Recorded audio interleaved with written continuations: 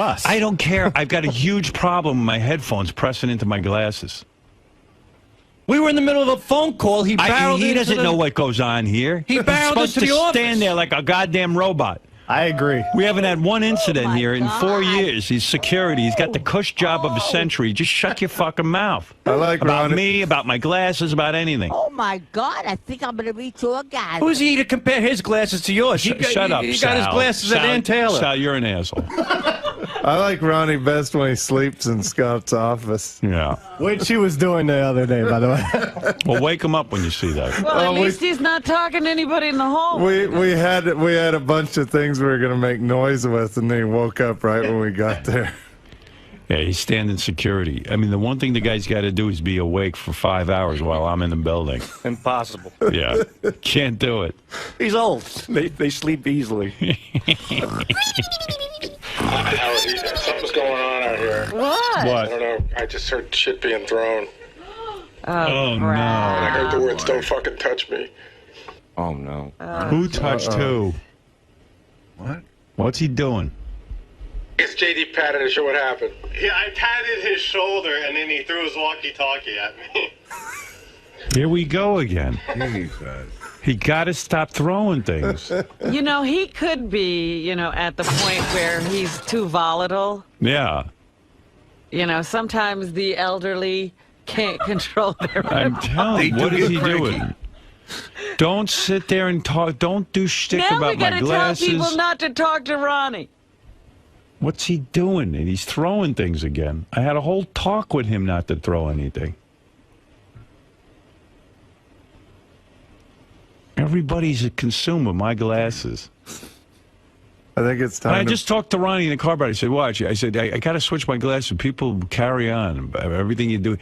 What is he doing? What is he doing? The head of security is the most dangerous guy in the building.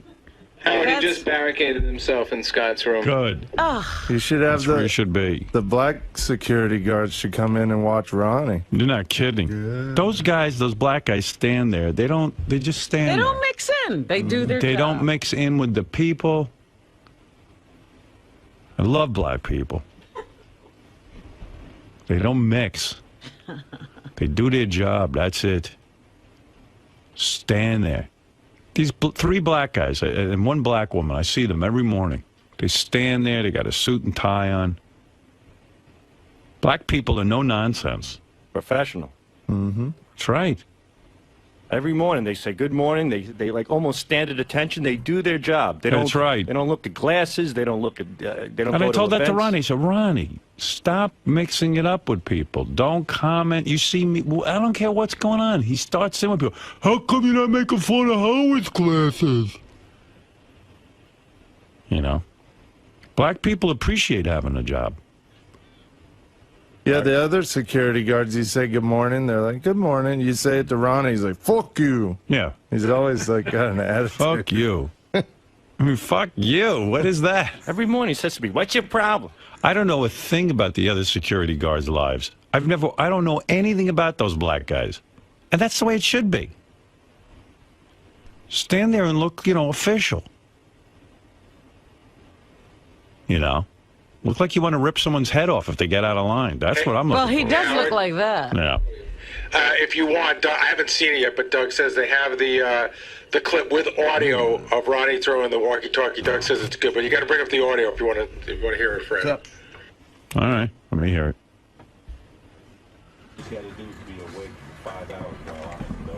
Get out, you fucking asshole! Get out of here! Oh, Touch my me, God. Don't fucking touch me! Oh, I gave him hand and shoulder. Oh, boy. Now he's got to go retrieve his walkie-talkie. Does that walkie-talkie still work? I don't know. And who's he in touch with anyway? Who's he talking That's an to? amplifier for his hearing aid. I think he listens to NASCAR on it. What's he doing out there? Oh my God. But you see, he's his own worst enemy. Because he started in with people. He's out there screaming about my glasses. Right, he's trying to Just tell shut them up. that they should be involved with you. Yeah, shut up. Stand there quietly. I asked the guy, he told me he was going to do it. He can't do it. He can't help himself. Yeah, nobody asked for his opinion on your glasses. He came barreling into everybody. Yeah. Don't worry about me, about what people say about me or say about you. Just stand there. Stand there.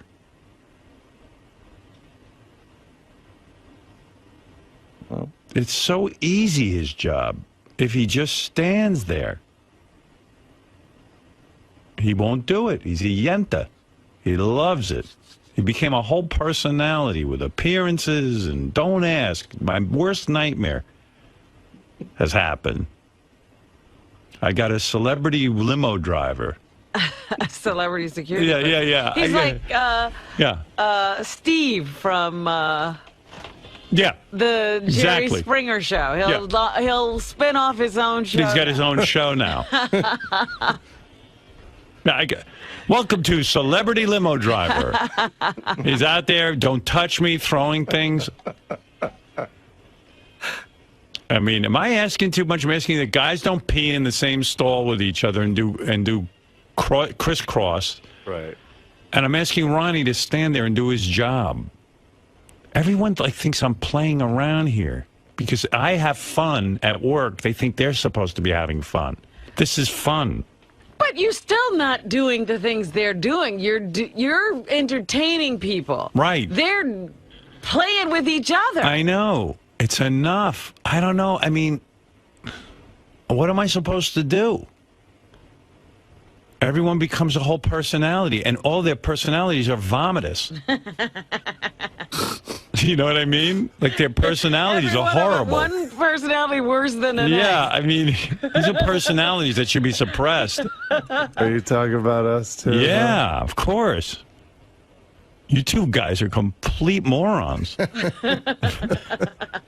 I mean, you don't even know what's right or wrong. It's like, it's pathetic. We've done a lot of dumb stuff for the show. That's good. Dumb is good. Think of dumb for the show, not dumb in the bathroom. Well, we would pee on the show if you'd let us. Yeah. Idiots.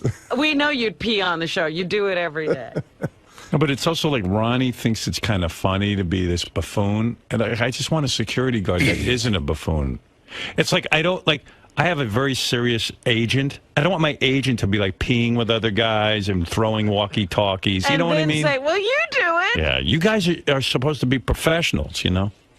Especially Ronnie. I'm hiring to do security inside the compound here. Yeah, I mean, it's crazy now because Ronnie steps into the studio whenever we have a quote-unquote nut here. Yeah, but Ronnie's nuts. Right. JD taps him on the shoulder or gives him a pat on the shoulder and he's throwing something.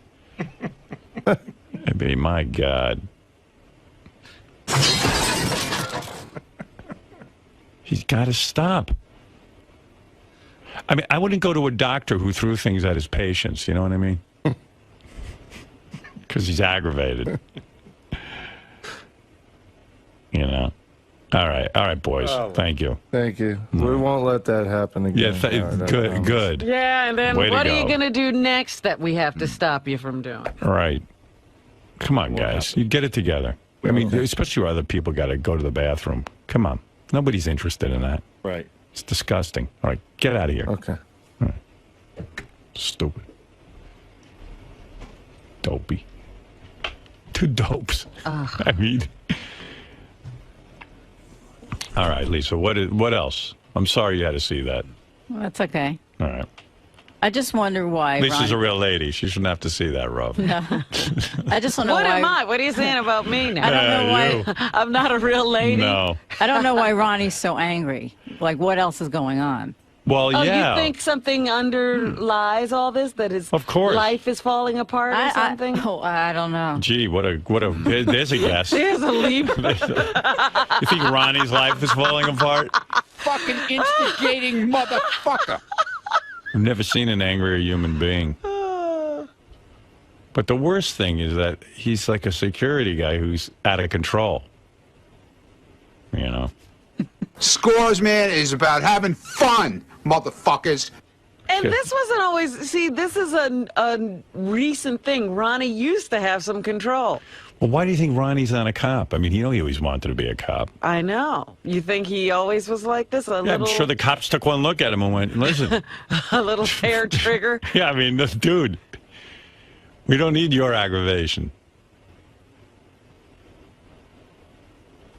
I'm sure. Did he ever take the police psychological exam? Honestly, did he? I don't know. You know, because today everyone calls themselves security, but, you know. Those are people who couldn't be cops. Yeah, sometimes I think so. That psychology part was really tough. They ask you shit that just pisses you the fuck off. They ask you a bunch of fucked up questions. Like, what do you think of your mother? Fuck Piece you. of shit. I couldn't answer it the right way. I tried. I tried to contain myself. I couldn't. How do you fail the police psychological? You got to be one fucking crazy bastard. Wouldn't you love to meet the guys who failed the police psychological exam? Actually, no. I'd be a little afraid. Was this close to being a cop. And I failed the psychological. Then this fucking asshole comes in there with his degree and fucking asks me a bunch of questions. Piece of shit. I think Ronnie once applied to be a cop. Not sure. I got to find out. Because there's no way he could pass the psychological exam. There's no fucking way. He is a power-hungry motherfucker. He's throwing shit. He's going berserk back there, I think. Where is he? You got it under control now, or what? What was that? Is he out of Scott's office? He had locked himself. This isn't one of those strip club appearances. He needs to calm down. It's a professional work area. I'm Scores Man, damn it. And I'm about getting drunk. I'm about having fun. I'm about having a good time. I'm about meeting girls. I'm about meeting guys. And whoever doesn't like it can go fuck themselves, because that's what I'm all about. I'm Scores Man. And that's what Scores Man is all about. That's some philosophy. His whole persona is to yell and scream and throw things at people. It's not Yes, working for him. Piece of shit. Shut him off. That's why it was great that Pete was doing that impression. Yeah. He captured Ronnie completely. Hey, Manny. Hey, good morning, everybody. Hey, good morning. Hey. You know, Howard, you kind of have to take some of the credit for creating this mental midget Ronnie. I mean, the guy's socially retarded. Right. He knows what's appropriate about as much as Sal and Richard do, for crying out loud. I know. Whatever happened to him sitting down in the car? Yeah, well, Isn't that his job? I mean, honest to even God. when he used to sit and wait for me in the car, he was weird. Really? He's still weird. Well, yeah, he's just like he seemed like he was angry everywhere he had to take me. I mean, he yells. It wasn't a comfortable kind of thing, you know. Honest to God. He has a horrible I mean, personality. He needs a coach some kind of life coach or something to tell him what's socially acceptable. Yeah, I know that. Yeah, well, you got to have a good heart-to-heart with him again, because he obviously doesn't hear very well. No, he's not getting it. Thanks a lot, guys. Bye-bye.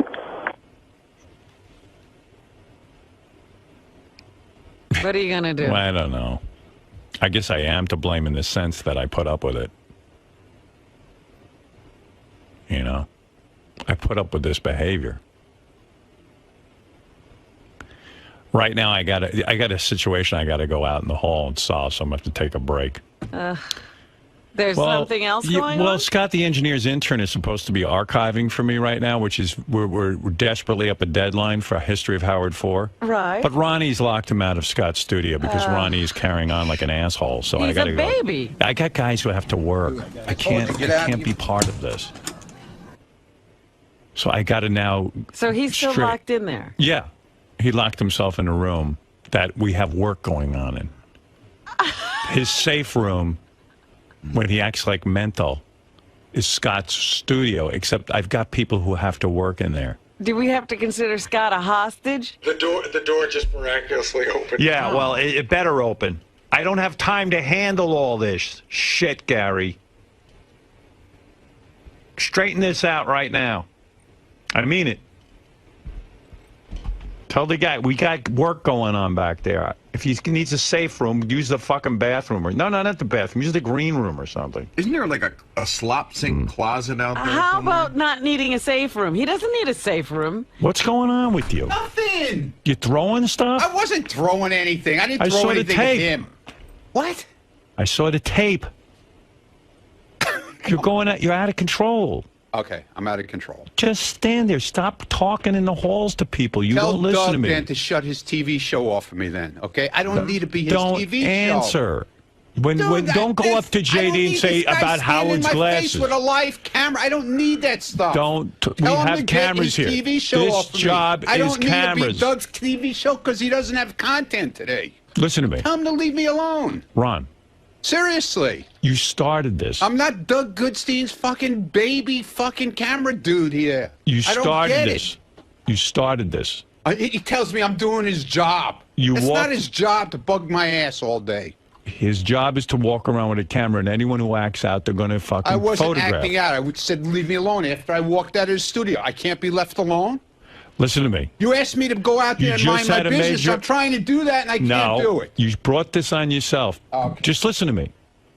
You went up to JD and go, how come no one's complaining about Howard's glasses? I didn't go up to JD. Well, whoever you went up to. All right, whatever. You can't do that. Yeah. Be like those black guys out there. Look, I didn't throw the thing at JD. It was just, I was giving Doug content for his TV show. I threw it on the floor. Okay. I didn't throw it at JD. Look, all right? watch the tape. I didn't throw it at him. Watch the Did it tape. hit him? Did it get anywhere near him? Yes. No. It went into the green room. Look. I don't want to. Stop. Okay? Stop it. If I wanted to hit him with it, I definitely could have hit him with it with no problem. Yeah. Well, listen to me.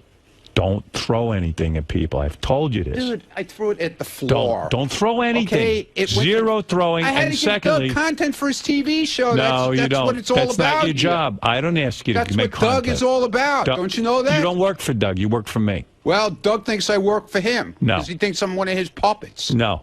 You I'm feel not one of you Doug's want puppets. you want to entertain, so you Okay. get on TV. Okay, I don't need a security limo driver who's on TV. Well, how about we do this then? Go ahead. Let's do this. Go ahead. How about I stay outside there where the guy who supposedly is very quiet and does Yeah. nothing? Yes. Okay? Go ahead. I'll stay out there and he could stay in here. How's that? Is that better? I don't know. Would that But work that's- out? no. How Would about that you work out better? Then you stay in your car and bring him in here because I need someone I know in here. Okay, fine. Someone I know. But you got to behave. Look. You got to behave. Ron, look at me. I'm you looking got at you. to behave. I'm looking straight at you. Stop performing. I am Stop being a looking monkey and straight performing. at you, Okay, dude. then listen. And, then now I we need went you to through this listen. the last time, and Now I went need out you to there and listen. minding my business. No, you didn't. And this You guy, started and these in with guys, everyone all they, about no, my 'cause all they glasses. do is start with this camera shit. That's 'Cause right. They're not There's gonna happy be because Ronnie. they don't want to leave me alone. Can you okay? work where a camera is? Because there's going to be a camera Where there. a camera is. Stop. Can you work with a camera in around what you're doing? Yep. They don't have to follow me. There's no reason to follow They're me. going to follow if I'm standing everyone. There doing nothing. They follow everyone. If you're doing nothing, they'll get bored and leave. You're obviously doing something that's interesting to them. You're acting out. I'm sitting there. You can't admit you're acting out for the camera. You just said you feel pressure to have to act out I'm for not Doug's acting out camera for the camera, because they're okay. light on content. Right. Okay. You don't have to be the No, content. that's not. You don't have to be the content. Just stand there and they will leave you alone. You're way interesting. You're throwing things. You're yelling at JD. You're carrying on about my glasses. Stand there. You're a pro. Whatever. You're an older man. Right. Did you ever take the police psychological exam? I'm not going to start with Did you? No, dude. I'm Did not you going- take I'm the not psychological? Going there now. Don't I'm going to give it to you. I'm going to give you the police you do whatever psychological you exam. want, okay? Why are you starting in with people? I'm not. Enough. I'm done. Okay? No. I'm done. Are you stopping? Are you going to stop? I'm done. I'm done in here and I'm done out there. Okay. You're done. I'm done. Okay. Ronnie, talk to me for a second. Come on. No, you guys Please. are done. What I deal with Go all back day. to your What are you boss. done with? Go back to your boss and tell him I'm not his puppet. Goodbye with the camera. Okay. I'm busy straightening You're not everyone gonna- out. If I you're could not put gonna my be on brains in their camera head, anymore? then there'd be no problem. Okay. I'm not your puppet and I'm not They're your children. puppet. So go I'm away the with only your one who's sane microphone and around Go here. away with your thing. Excuse Goodbye. me. That's it. I'm not ranting and raving in the No. halls anymore. I've seen odd behavior. I used to, but I stopped. Right. Well, you're able to control yourself, evidently.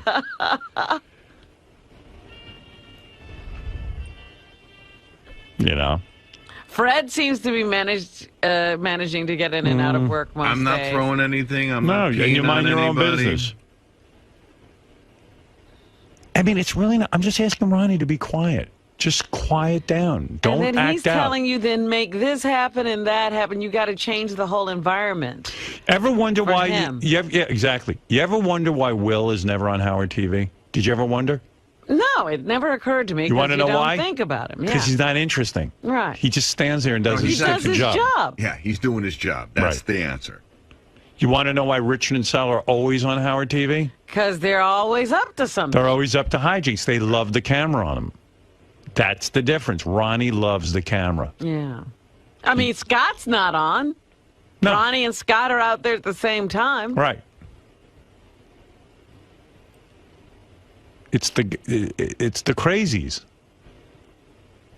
So I'm begging Ronnie, please just stand there and don't do anything, and no camera will care about Well, you. then make Doug stop. Make Doug stop. We'll change the whole show. If he didn't throw the phone, right, Doug he wouldn't be on. be shooting him. And Ronnie likes getting on camera. Right. I mean, he even betrayed himself. I'm doing it for Doug. Right. I thought your job was security. Right. Not working for Doug. No, now he works for Doug. Well, get the camera off me, because he's like a lab rat. He can't not do it if the camera's there. Right. Good Lord. Gotta go get that cheese. I see a camera. I gotta go nuts. Yeah. And even the throwing. I did that for the camera. You did it for the camera? Who asked you to be on the camera? Now he's thinking Doug wants. Of scenes and ending scenes. Yeah. He needs a good piece of tape for the that show we do every week with John Hine and Rachel Fine. Doug's making me. I'm going to lock myself in Scott's room so no one can get in and do their work. I don't know. And then when I make these points to him, he goes, that's it, I'm out of here. I can't talk about this. You can't talk about it because I'm making sense. I'm right. Of course I'm right. I'm a very logical guy. I mean, Ronnie sees me off the air. I don't do a thing. I walk around. They all see you. I know. I don't know why he doesn't follow my example. Then he's out there. They got tape of him attacking the camera 3 minutes ago. He's busy with the camera guy. Was this after or before he threw the phone? This is 3 minutes ago he started attacking. Go the camera. away. Oh, this is after he left here just now? Yeah. Oh, it's when he came Or back. when he came in. To show how sane he was. That's after I just got done with him. Ugh.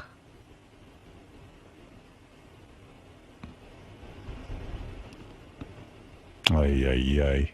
I'll straighten it out, I hope, but I don't know if I can. Good luck. Well, Why do I have to be the boss? Isn't this Tim's job to straighten everyone How out? many times are you going to straighten it out? All right. I'm taking myself out of it. Tim's the I don't boss know. of I don't everyone know. now. I don't know. Everyone thinks I'm the boss. Tim is the boss. Because obviously they don't listen to you. No. Tim. Why am I in charge of Ronnie? Tim is coming back, I think, Howard. But he was, I heard him out in the hallway. He's like, Ronnie, you're out of control. This is the greatest show on earth. Tim said that? He did. When Ronnie walked in and hit the camera, he said, hey, you're out of control. All right. I'm no longer in charge of Ronnie. Please, give me a break. Yeah. Nobody wants to be in charge of Ronnie. You're in charge of Ronnie from now on. Handled. Thank you. I don't want to... Hey, Tim. I don't want to be in charge of anyone. You know what I mean? I'll take care of it. Any personnel. I'll take care of it. I just want to be like a disc jockey who comes in and hangs worries. out, does his show, and then leaves. Okay. So when you find out that Sal and Richard have been peeing on the seat of the toilet, handle it. I've already talked to him. All right. Good. Yeah, I don't want to be the boss anymore. I'm really not the boss. Well, I'll handle it. Don't worry. Really? I now have the tools in order to take the weight off.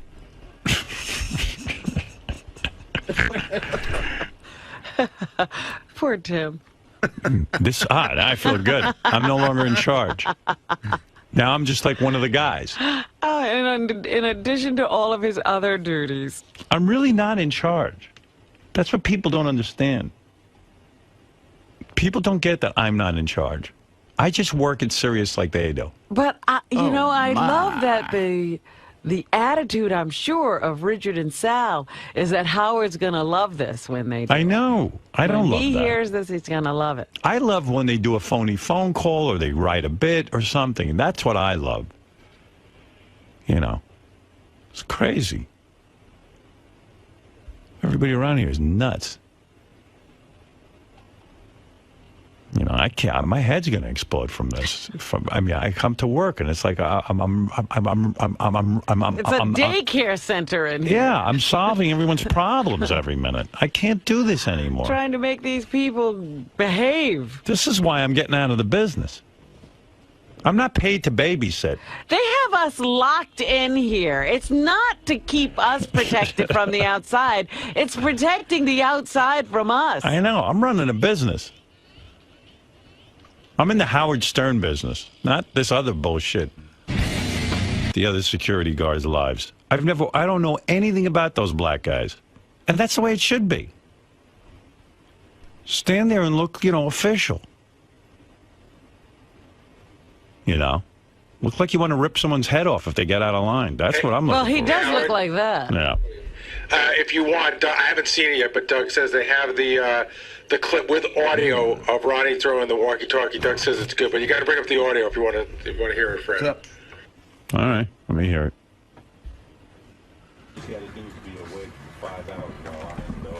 Get out, you fucking asshole. Get out of here. Oh, my God. Don't fucking touch me. Oh, I can't have it, sold it. Oh, boy. Now he's got to go retrieve his walkie-talkie. Does that walkie-talkie still work? I don't know. And who's he in touch with anyway? Who's he talking That's an to? amplifier for his hearing aid. I think he listens to NASCAR on it. What's he doing out there? Oh, my God. But he's his own worst enemy. Because he started in with people. He's out there screaming about my glasses. Right, he's trying to tell them that they should be involved with you. Yeah, shut up. Stand there quietly. I asked the guy, he told me he was going to do it. He can't do it. He can't help himself. Yeah, nobody asked for his opinion on your glasses. He came barreling into everybody. Yeah. Don't worry about me, about what people say about me or say about you. Just stand there. Stand there. Talk with him not to throw anything. Everybody's consumed with my glasses. I think it's time. I just talked to Ronnie in the car, but I said, watch. I said, I got to switch my glasses. People carry on. Everything you do. What is he doing? What is he doing? The head of security is the most dangerous guy in the building.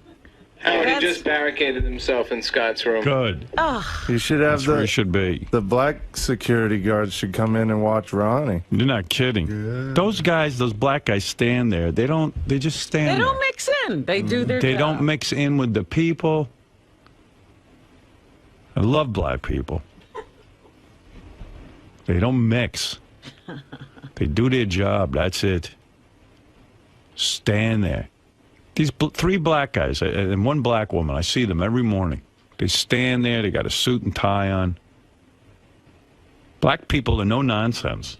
Professional. Mm-hmm. That's right.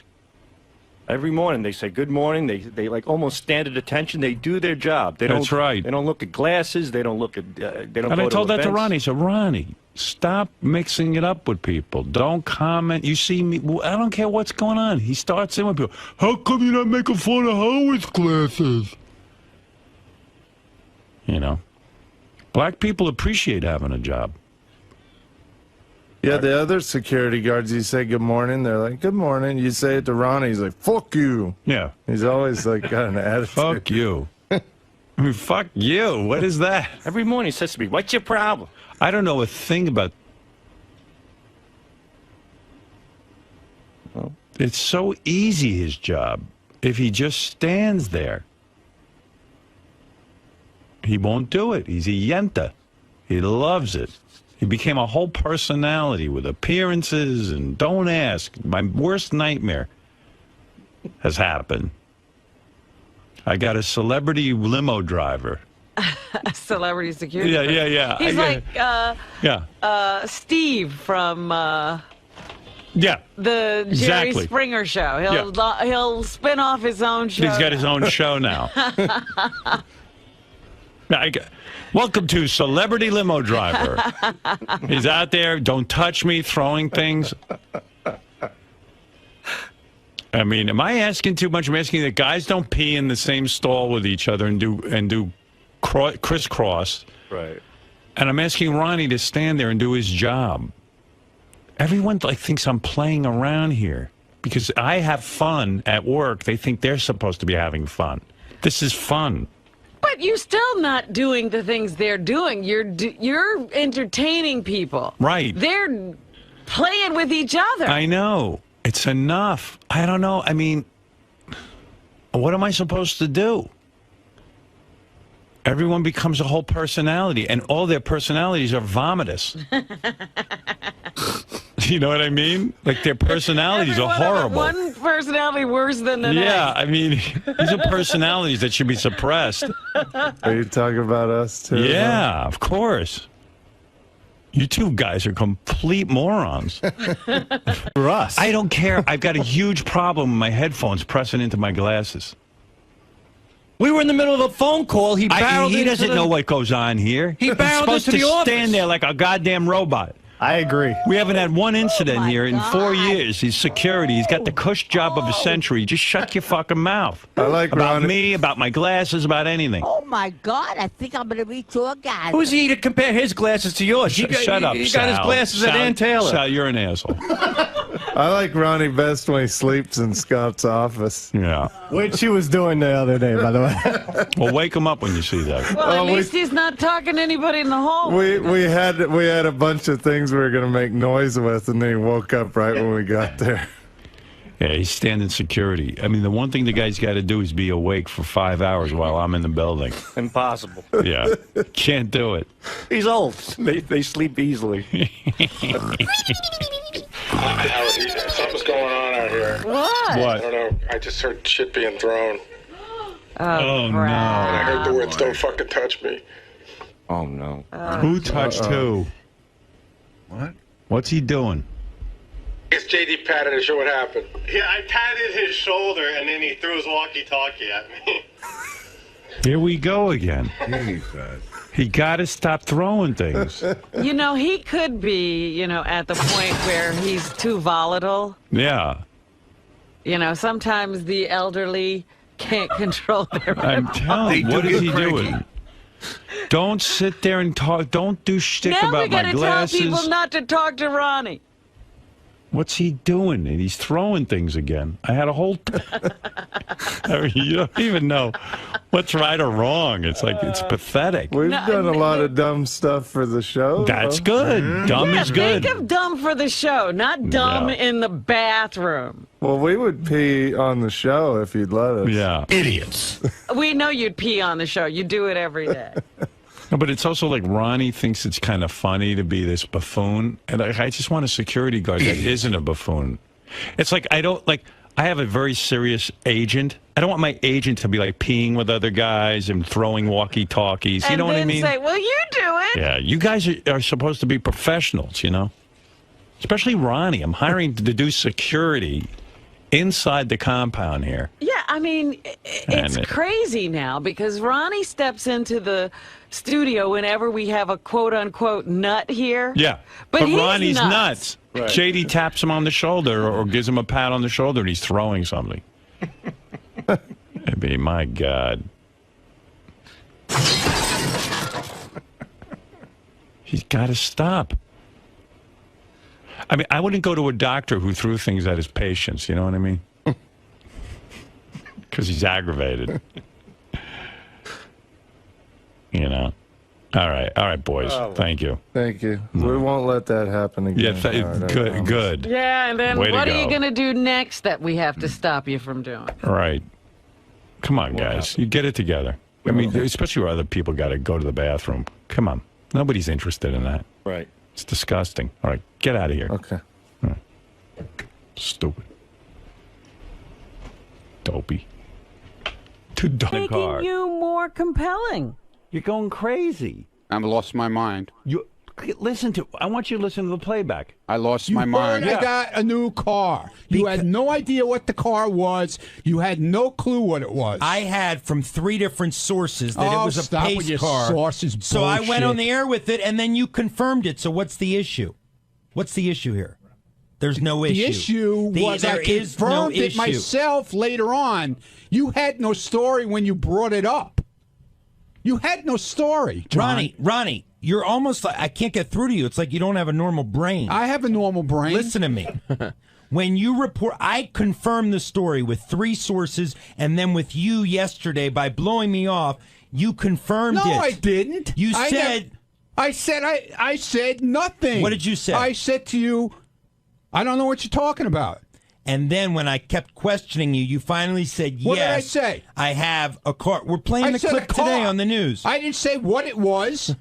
It corroborated what I had from I could 3 have other a car sources. for 20 years already. So I went on the air with it because I was confident in the story. I had it from enough No, you weren't people. confident because you didn't know what the car was. Doesn't you had no clue matter. what the car. I knew it was a pace car, Oh, my and I knew you had it at home. Dude, you didn't Why know do what I it need to looked know like. the year? You're coming in with having them bring in different pictures, different colors. You're telling me the car's orange. You're telling me the car's pink. You had no clue. The structure of You the had story no was true, clue. and I stand behind it. Well, good. You stand behind it. I think it was bullshit. You don't. How is it? So it's not true. It's true now. Thank you. I Thank said it you. was That's true. it. I Thank said it you. was true afterwards when Howard asked me. I said it was true, not to you. Do you hear this argument? What are you doing, Ron? I don't know. And I was going to say to him yesterday, you got to calm down. You get upset about everything lately. And then he starts attacking me. He says, Howard likes his electronic devices. Yeah, I do. And if they ask me if I got a new one, I'll tell them.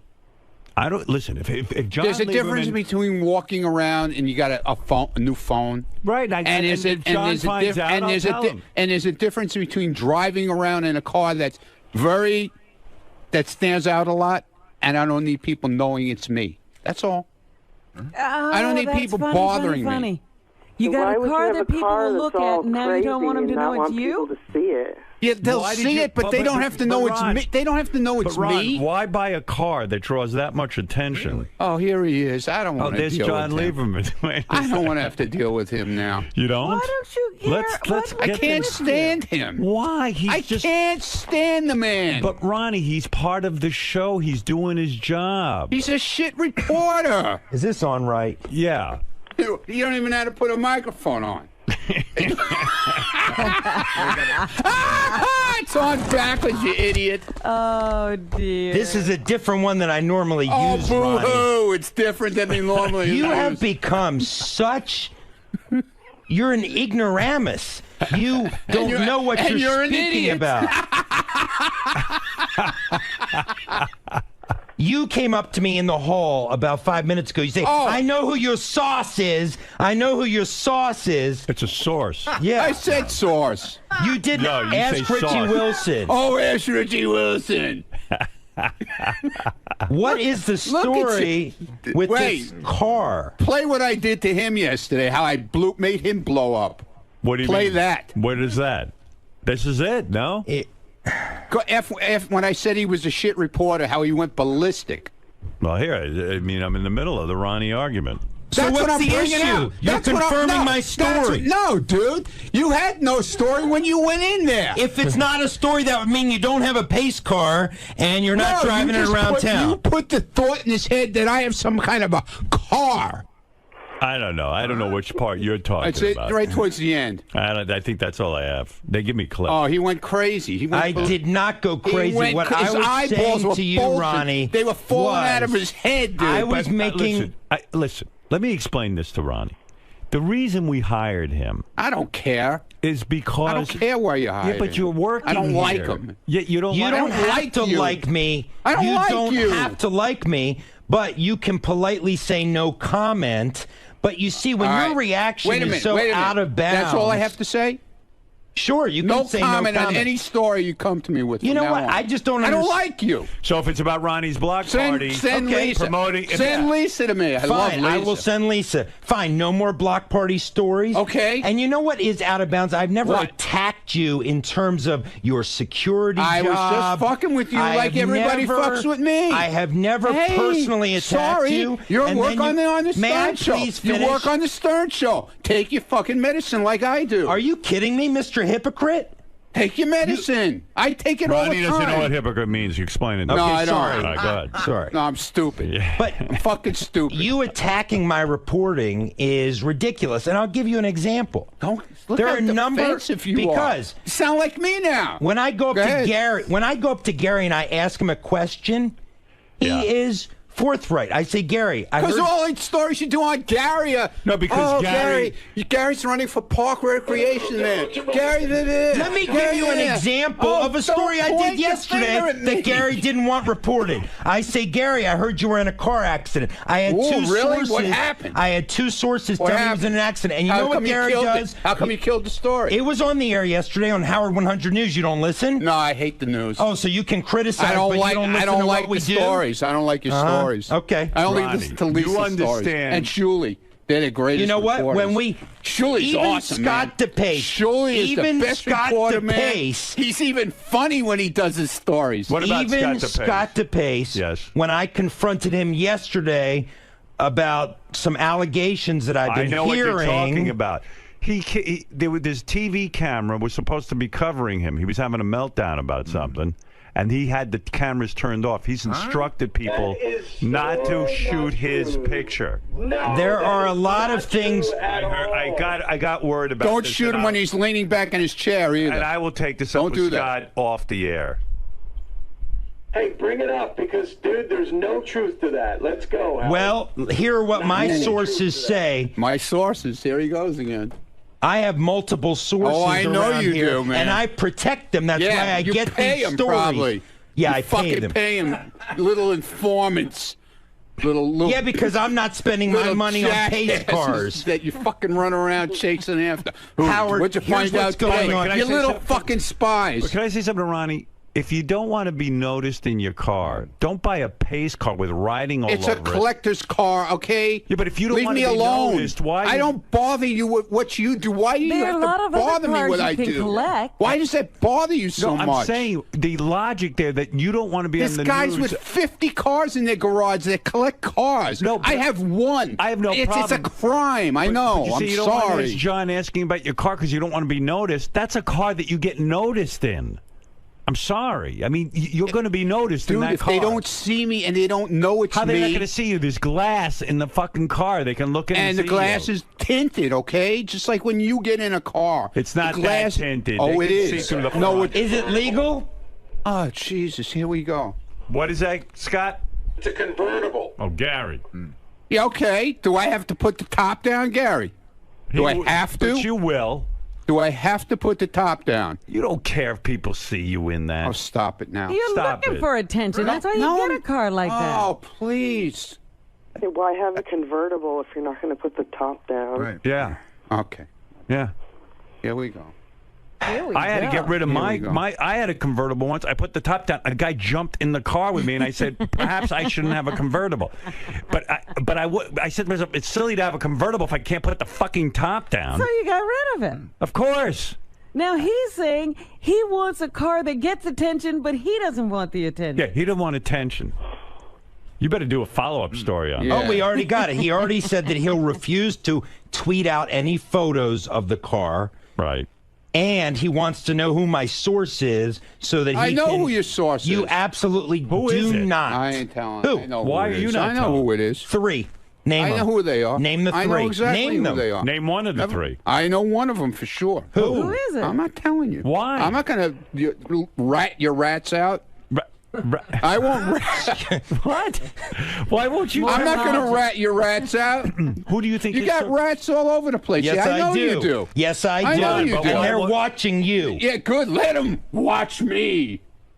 Who gives a shit? Let them watch me. You give a shit. Look at you. I'm just looking at you. I'm I looking can't at believe you. I'm seeing a grown man upset over a pace car that got out on the air. I don't like you. I told you that. I told you that in the hallway. And I told you do not have to don't like me. you. You don't have to like me, but you can say no comment. No I've had comment. many other people not like me. No comment, and I don't like Isn't it you. okay to rat a rat out though? No. And give your idea on who it might be? No. Why? Why are absolutely you not. protecting them? Why should I? You're protecting his source? Because I'm not like that. I don't rat people out like he fucking rats people I out. never rat people Yeah, out. okay. I never give up my sources on anything like this 𝗻𝗍 thing. Let me tell you about this 𝗻𝗍 thing. Go ahead. I have people running. Everybody knows about that. The whole hallway knows about what he's went got down. a report on that. I have you people know about it. I'm not saying anything. It's All right, not so my. let It's John not my say it business. What we have You know what, confirmed Ronnie? is this. You would make this show very successful. Yeah. Ronnie, you don't understand. We need information so Okay, that we good. can have a show. All right. Well, then let him do it. Let him be the rat Well, ass. here we go. Scott 𝗻𝗍, Shit reporter. according to multiple. According to multiple sources. Sorry, I heard the Stinks. shit reporter comment. Stinks. You're a terrific reporter. Don't listen to him. Stinks. Could I please get this Yeah, go story ahead. out before I really have to take action? Oh, ooh. Is that a threat or a promise? No, I'm talking to Howard. Go ahead. Excuse me. Be my Go guest. ahead. Multiple sources, Howard, say that Scott 𝗻𝗍 Multiple has sources. set rules in the Howard TV control room. I heard he that. must be notified when he's being shot by a camera Yeah. because, in part, because he doesn't want any unflattering images of himself on the Howard TV behind the Here's scenes. another For guy example, when who he's doesn't understand how we make a living. For example, when he is sitting back in his chair. Thanks, Scott, for Yeah. taking the heat off. He doesn't want those moments captured. And in fact, I have confirmed he shined a mag light in one of the cameramen's cameras because they were trying to get a shot of him yesterday. Has everyone gone nuts around here? And he called. can I And he say called something? one of make his a living? producers. How are we and he gonna make a called. living? You did call one of the producers back there unintelligent yesterday as well. Is any of it true? Wow. Is any of that true? And I believe it is true. Bits and pieces, but not for the reasons he's bits and saying. pieces. Go ahead. So the first thing is, yes. I simply don't want a camera spying on me. I have no problem with a camera when I. Me neither, asshole. Well, none of us want a camera spying. So all I requested was that they let me know when they're shooting and when I'm in the control room. I'm in the control room doing my thing. Yeah, but something went down that would have been good on Howard TV. No, not once. I simply What was the said, event? I want to know. Now listen. No, let me explain to you. John, what was the event No, let that me he explain. boycotted? Let's hear, Howard, with all due respect, let's hear what he says so that I can contradict it with facts. On the life of my kids, I never told them they can't shoot me. Never once. But the other day they couldn't shoot you. They could too. They have to inform you. All I said is just let me know. So a couple of segments went by when all of a sudden I look over my shoulder and there's a camera there and I'm like, hey, can you just let me know? So then apparently, so they were letting me know, but it wasn't loud enough. I wasn't hearing it. So I said, well, can you tap me on the shoulder or do something so that I know you're shooting me? And that was the whole controversy. But I thought there was something going on that was of particular interest, and the guys were afraid to pick up the camera because they couldn't alert you during it because you were having a meltdown. Yesterday, my switcher was melting down. I'm doing all this stuff, and you were yelling at me because there was shit in the monitor. Right. Rightfully. Was that the incident? No, there was another incident as well. During when tell Lee to get in here. When 𝗻𝗍, the woman with the large breasts, came in, and there was the jumping jacks incident back in Howard TV. Right. My sources tell me that Scott told them not to shoot it, and in fact, yelled at Greg Carmel, the cameraman, for documenting the event when he was just doing his job. That is a lie. That's libel. I'd like then to let's take get that them person in to court. Then let's get them in Whoever here. That person is. I have that was a flat-out lie. The only reason I did it was because there was a camera. Are there. you censoring what is being shot of yourself? Never once. No. You're not censoring. Can I ask a question? I got a question. Not that I'm aware of. Scott, if you get into an argument with somebody, somebody doesn't have time to tap you on the shoulder, but it's interesting. Will they get in trouble if they shoot? No, I'm talking about that is not what I'm talking about. I'm talking about when I'm doing my job and over my shoulder there happens to be a camera there, and not when I'm arguing with someone. That's of course fair game. Nobody shoot it yesterday when you were having this huge argument in the hallway, and Jason went out, and everybody was afraid to shoot it because they were told they can't shoot you. What is this? All right, listen to me. All right, listen to me. Yes, Doug, what do you want to say? Bring one of these people in here. Is this one of them? That's one of them. No. I'm actually going to defend Scott. Listen, let me say something. Never mind your defense. Here's what I'm going to say. Well, I'll tell you what I got to cut through the bullshit. He's not interested in that. Everyone, cut the bullshit. None of you are superstars. I am a superstar. You are not. The reason people know your name is because of me. Why do they know your name? Because we make everyone part of the show. You don't pick and choose what you can be part of. Get the cameras on and let's go, baby. Can I just tell you what happened? Jason saw this fight, part 2. Now, I don't know why John, the great reporter, is not reporting that he has this all on. He was in there with the microphone. They had part 1. It was all on camera. It was all on. He recorded it. So they picked it up in the hallway after the show, and I guess there just wasn't a camera around. My camera. Why don't I have the tape this morning? I don't know. In other words, if it were anybody else, you'd be Gary. You're not going to believe this. Jason and John Hine had a huge fight. Here's the audio. Good point.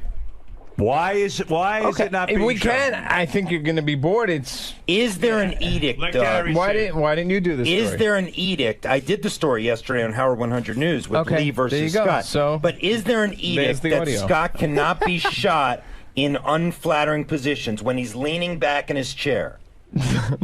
No. Well, I don't think I want to be shown that way. And if I knew a camera was on me, I probably would straighten up. Of course, I'm not an idiot. And that's the point here. The point, what Gary is saying is, cameras can shoot Gary ad nauseum, but you are putting rules on what cameras can show. Well, if that's true, then tell Gary to turn that camera on 24/7. I want to see what he's doing in his office. It's on all the time during the show. No, it's not. He hits a button and it goes on for 10 seconds. That's after you fucked me last year. But also, every day I'm here. All right. Lieberman, you got this one wrong, pal. I did not get this one wrong. I totally stand by this. All right, as long as it's straightened out now. Yeah, sort of. I mean, everybody's a superstar right here. Ronnie doesn't want to be asked questions. Yeah, they're all going no access. No access. No access. We won't have a show anymore.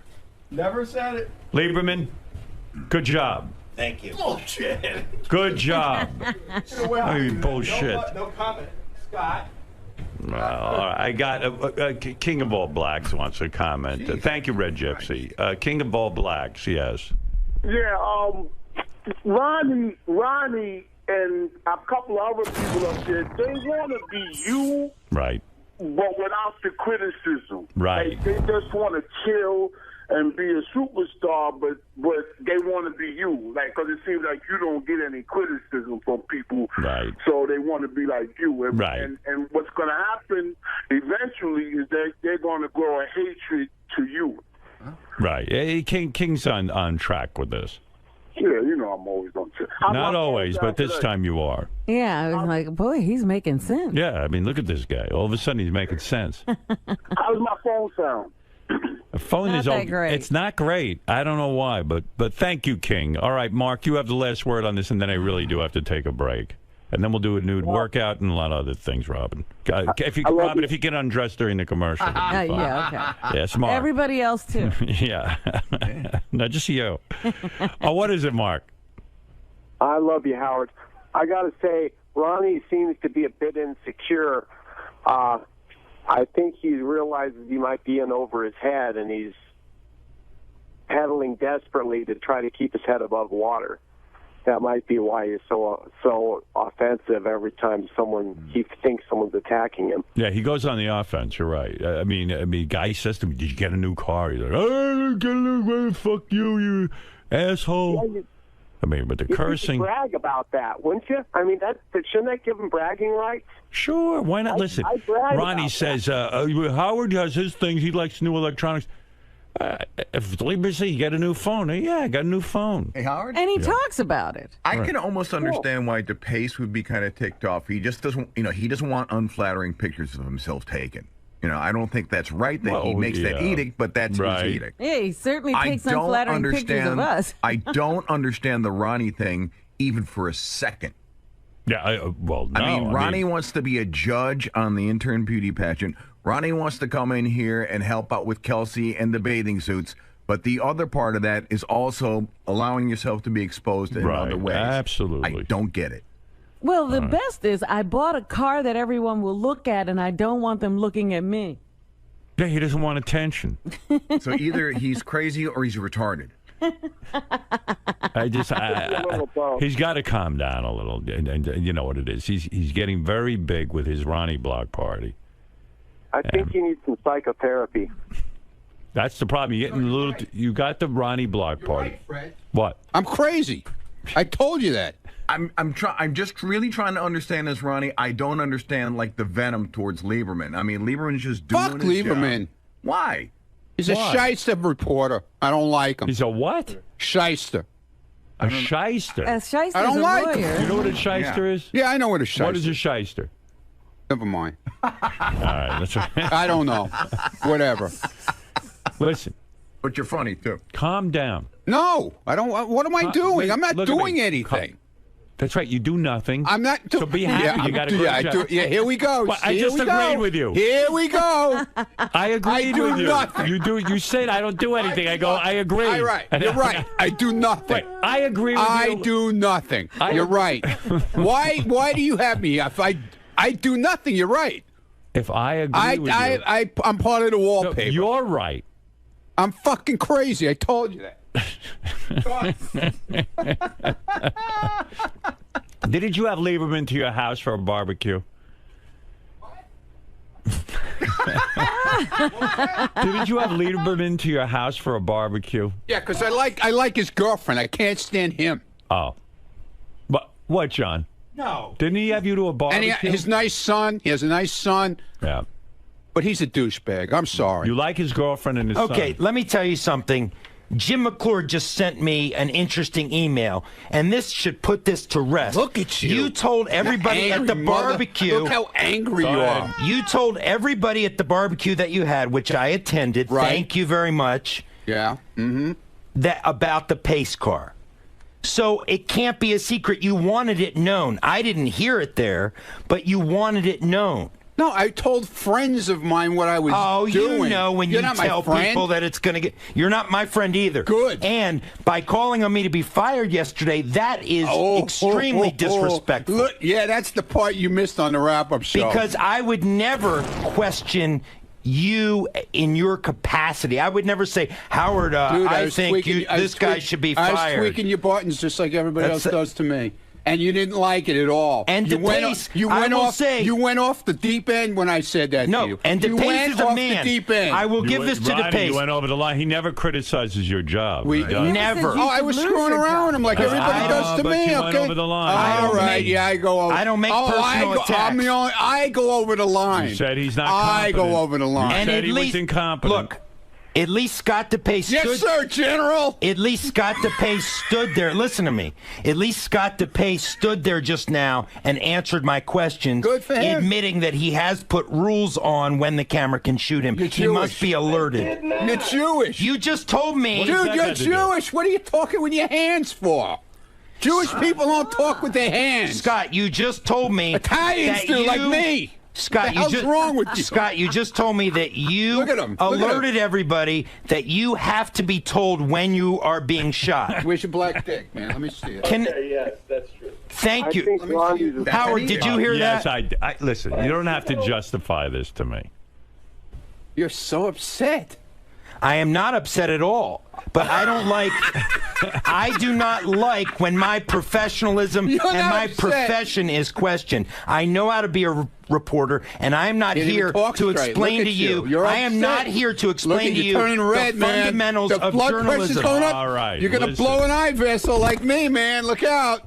But now you pissed off John. I'm done. Did he just throw down the Yeah. It's getting crazy. Everybody around here is nuts. Mark, go ahead, because I got to take a break. Well, I feel for you, Ronnie. It really sucks when it feels like people are teaming up on you. Well, but, hey, you got people out there that are supporting you. I'm not sure where they are, but they're out there, okay? Teaming up on him. They asked him if he got a new car. Yeah. I don't know quite what to say about it. Maybe he's self-hating and projecting it on others. I can't quite. I mean, what kind of question is that to blow up over? Don't you want to know about Ronnie's new car? Yeah, but he certainly doesn't want me to. That's why. But he's driving around in a pace car. I mean, he's not in the Indy 500. That's like waving a flag. I mean, that's like me going out in my fart man costume saying, "Please don't comment on what I'm wearing." It's like skywriting and saying, "Please don't read the note." Right. I mean, what is that? It's like a woman walking out with Band-Aids on her nipples I'm and going saying, to walk out of my house. Tits. I'm going to walk out of my house naked and then say, "Please don't comment on it." I mean, what is that? Yeah, Matt, go ahead. Yeah, if Ronnie can't handle jokes about his pace car, how's he going to handle all the jokes after Richard blows him? Because even if Ronnie takes the show, he's going to get jokes about it for the rest of his life. All right, thank you, Matt. You had the last word on that. I'm telling you, we're getting into a weird area with those two in a funny way. So it's out there. So Ronnie's doing this weird move. Ronnie's just leaning against the wall, and Ronnie's at the far wall, and Lieberman's over here by the green room, and they're just yelling at each other. And Ronnie's like the guy in the movie, like the gangster, like flipping the coin. He goes, "You're a shit reporter." I don't know why, but Lieberman goes, "Fuck you! I'm not a shit reporter." I'm telling you, it's getting weird. Oh my God. Do they know that? It's completely repetitive, by the way. Like you could go out there in an hour, and the conversation will have not changed at all. Started up again. It's like that Star Trek. But Ronnie has figured. But here's the funny thing: Ronnie has figured out if he calls him a shit reporter, it gets under his skin. Right. But Ronnie can't. We talked about this on Rapid News. Ronnie doesn't understand how you rile him up to get under his skin. He doesn't. No, he doesn't like me. I go, but you don't really not like Lehman. You're just fucking with him. He goes, I know. It's very interesting. John, why did you finally crack with this Ronnie nonsense? What pushed you over the edge today? Calling me a shit reporter. I only speak the truth.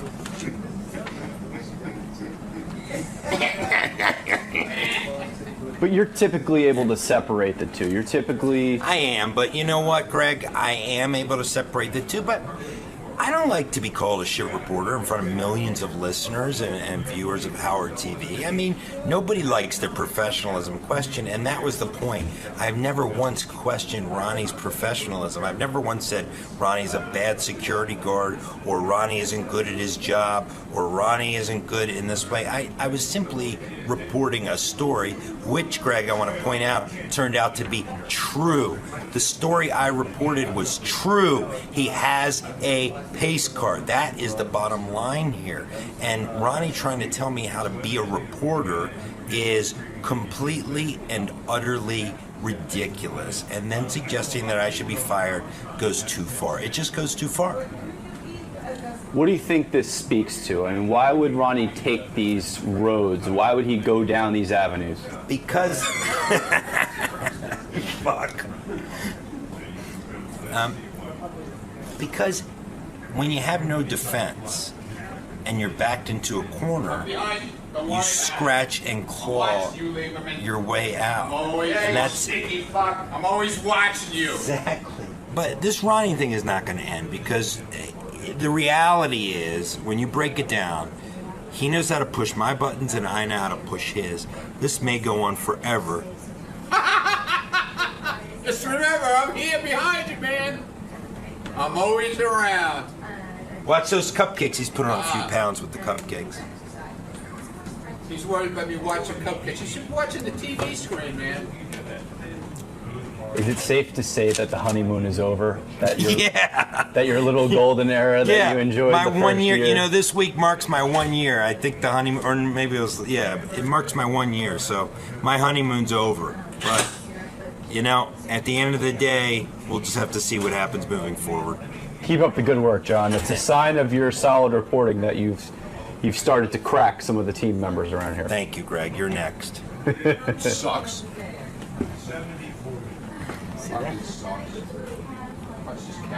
Ronnie. Yeah.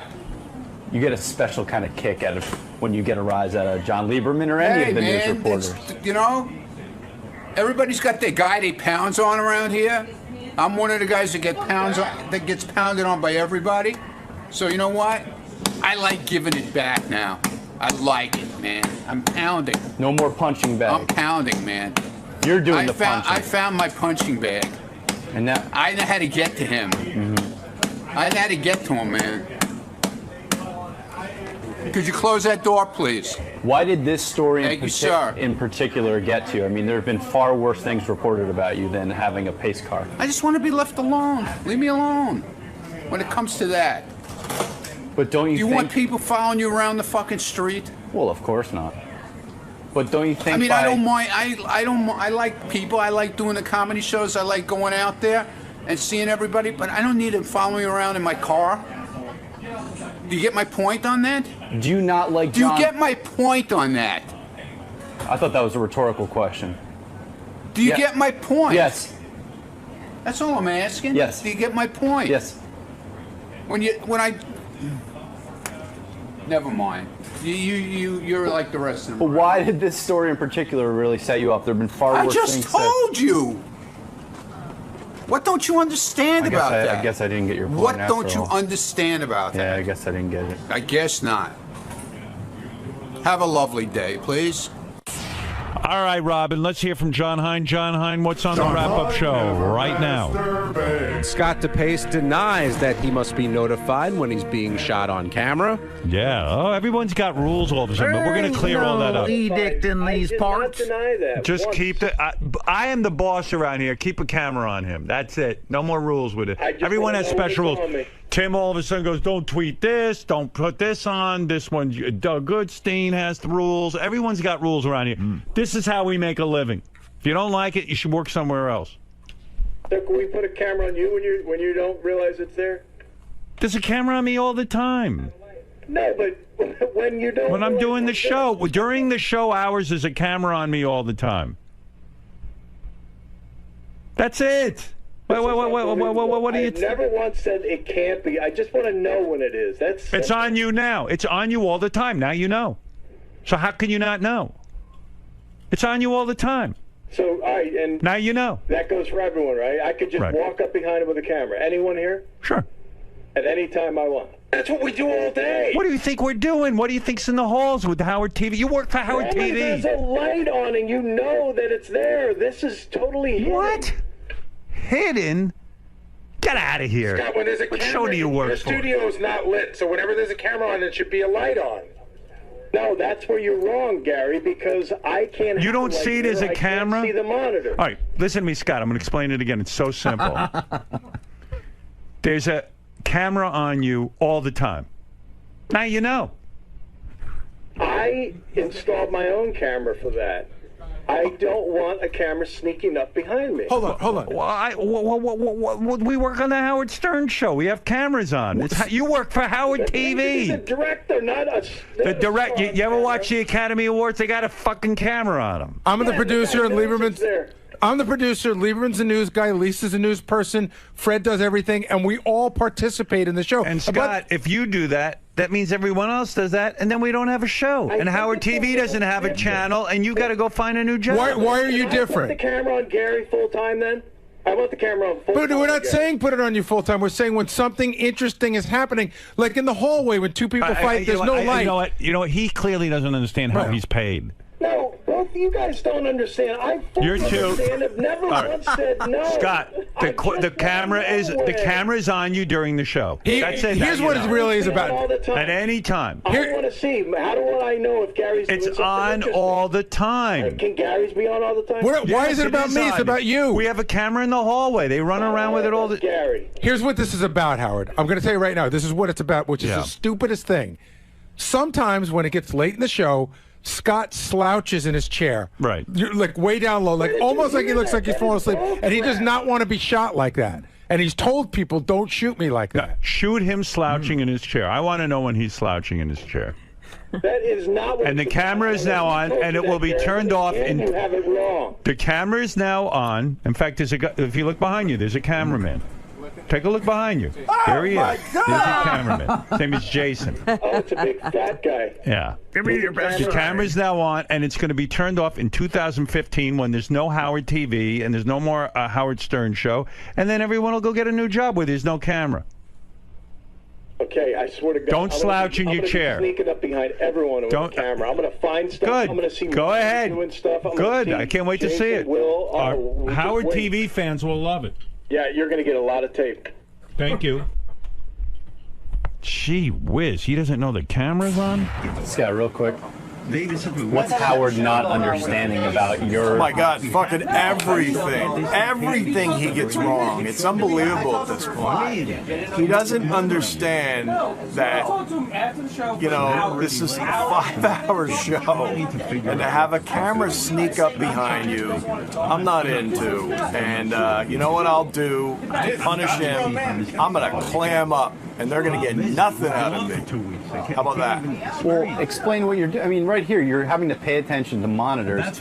You're not able to know what you're trying to say. Is you're not able Thank you, because you're helping me out. You don't have the visual cue of a light coming up behind you because that light would impede you from doing your job. Right. Just like if my light or Rob's light impeded one of them from doing their job, they require us to turn it off. Yeah. Like if I did this to you, you couldn't shoot me. Could potentially ruin my lens. So, yeah, it's a sneaky thing. It's basically having a hidden camera on me all the time.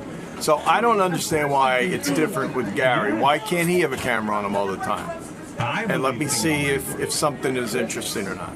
So, what do you believe? I don't get it.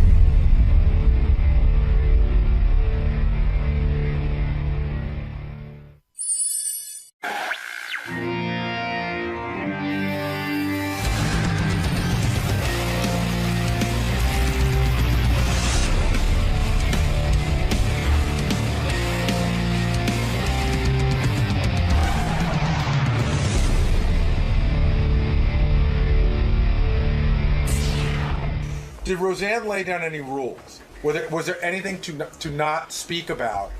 And why does she put herself in that position where, I mean, she pretty much knows going in it's going to be a boatload of fat jokes and stuff. Like, I would guess, somebody said yesterday, would Howard put any controls on it? And I said, yeah, you probably would. I didn't say this on the air, but in my mind, you wouldn't want anybody to talk about your ex-wife. You want everybody to talk about your kid. Right.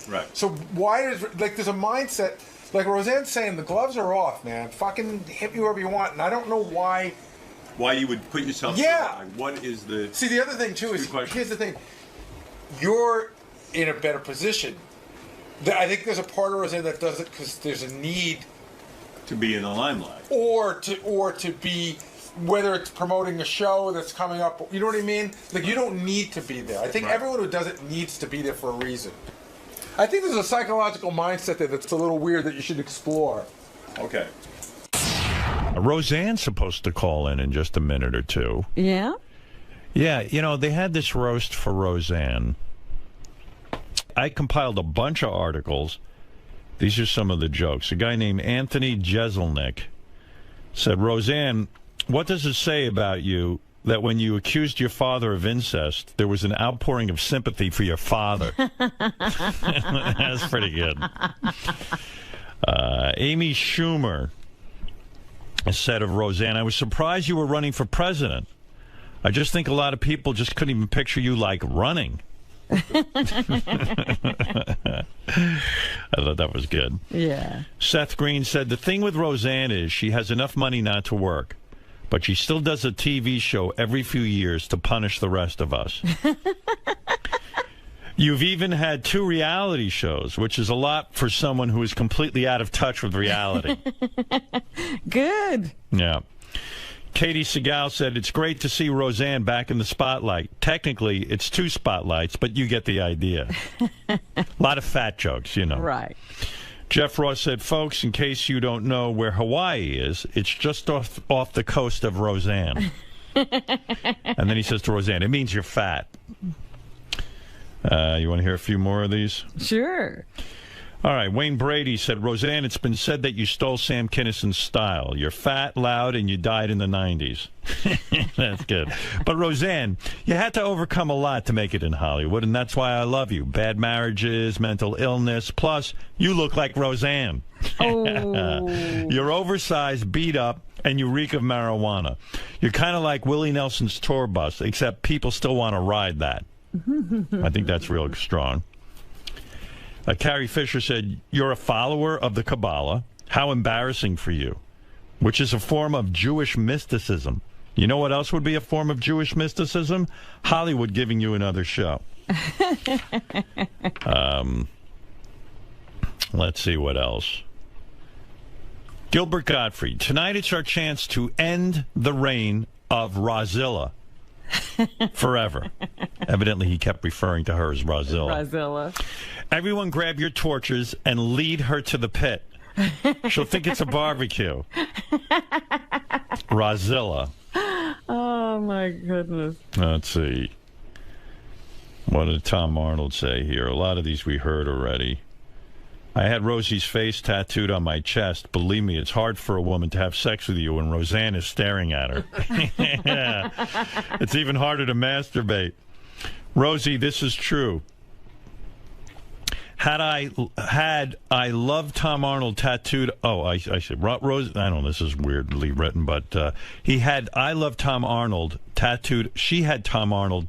I don't know what this is. Rosie had I love Tom Arnold tattooed on her hip, which made me the 4th largest property owner in California. Oh. I knew there was a good joke in there somewhere. Rosie, there's no reason to be jealous of my wife, Ashley. She's tall and thin and wasn't even born when we were married. Plus, I've learned from your biggest mistake. I made her sign a prenup. I thought that was pretty good. To Roseanne's boyfriend, I want to say to you, man, no matter what, you've got to stick with this woman. She may not be the perfect wife, but trust me, she's the worst ex-wife on the planet. Literally. You do not want to be the guy on the couch with your date and hear how small your penis is on Saturday Night Live. And then The View, and then CNN, and then Al Jazeera. She holds a grudge.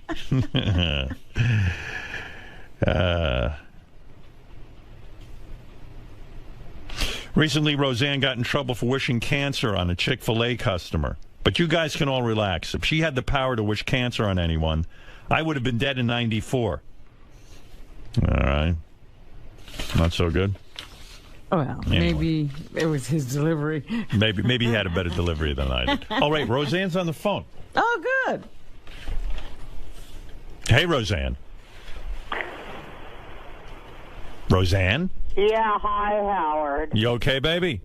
Oh, God, it's early. I know. I'm so sorry. Where You're up are this you? early. You still out in I'm Los in Angeles? LA. It's like 5:30. Hey, can Can you swear on this show? Yes. Oh, fucking great. Yeah, you can say whatever you want here. There's complete freedom of speech. Roseanne, why would anyone, especially a woman in your position, why would you put yourself through a roast? Seriously, from a psychological point of view, I mean, it's endless fat jokes. Like, I was even thinking about it for myself. Like, if someone said to me they wanted to roast me, I don't think I'd want to put myself through it. Why? It's fun. Is it, though? I mean... Well, it is. I mean, I'd say that over the whole... It was... Christ, it took about 3 hours to film it, you know. Right. But, you know, when it was up and running, there's some damn good jokes, man. You know, it's good to laugh at yourself. It's, you know, it's kind of a test to see how sound you are mentally and spiritually and everything else, like a warrior thing. And I knew I could do it. And, you know, could you really... But Roseanne, did you lay down rules? Like, I think if I had to be roasted, I think I would lay down some rules. I would say, look, I don't want you talking about my kids. I don't want you talking about I wouldn't even want them talking about my ex-wife. I wouldn't want, you know what I'm saying? I do, and I did. Yeah, I asked them, you know, not to make jokes about certain things about me, and I asked them to make sure that they didn't, you know, do the, you know, the stuff the kind of jokes they like to tell about any woman. I told them to class it up, bring it up to first grade, guys. All right. When you say you laid down rules, what did you specifically say to lay off? Well, don't talk about women's body parts and their smell and all that friggin' ridiculous kind of snake-like joke that a lot of guys think is funny, you know, and it's not, because there were a lot of women up there. So I just asked them to class it up, and you know they did. They did a great job. Because then it's too easy. So like when like sometimes no easy. Yeah, well, don't talk about no shit jokes. You know, when I did Roseanne, that was my rule.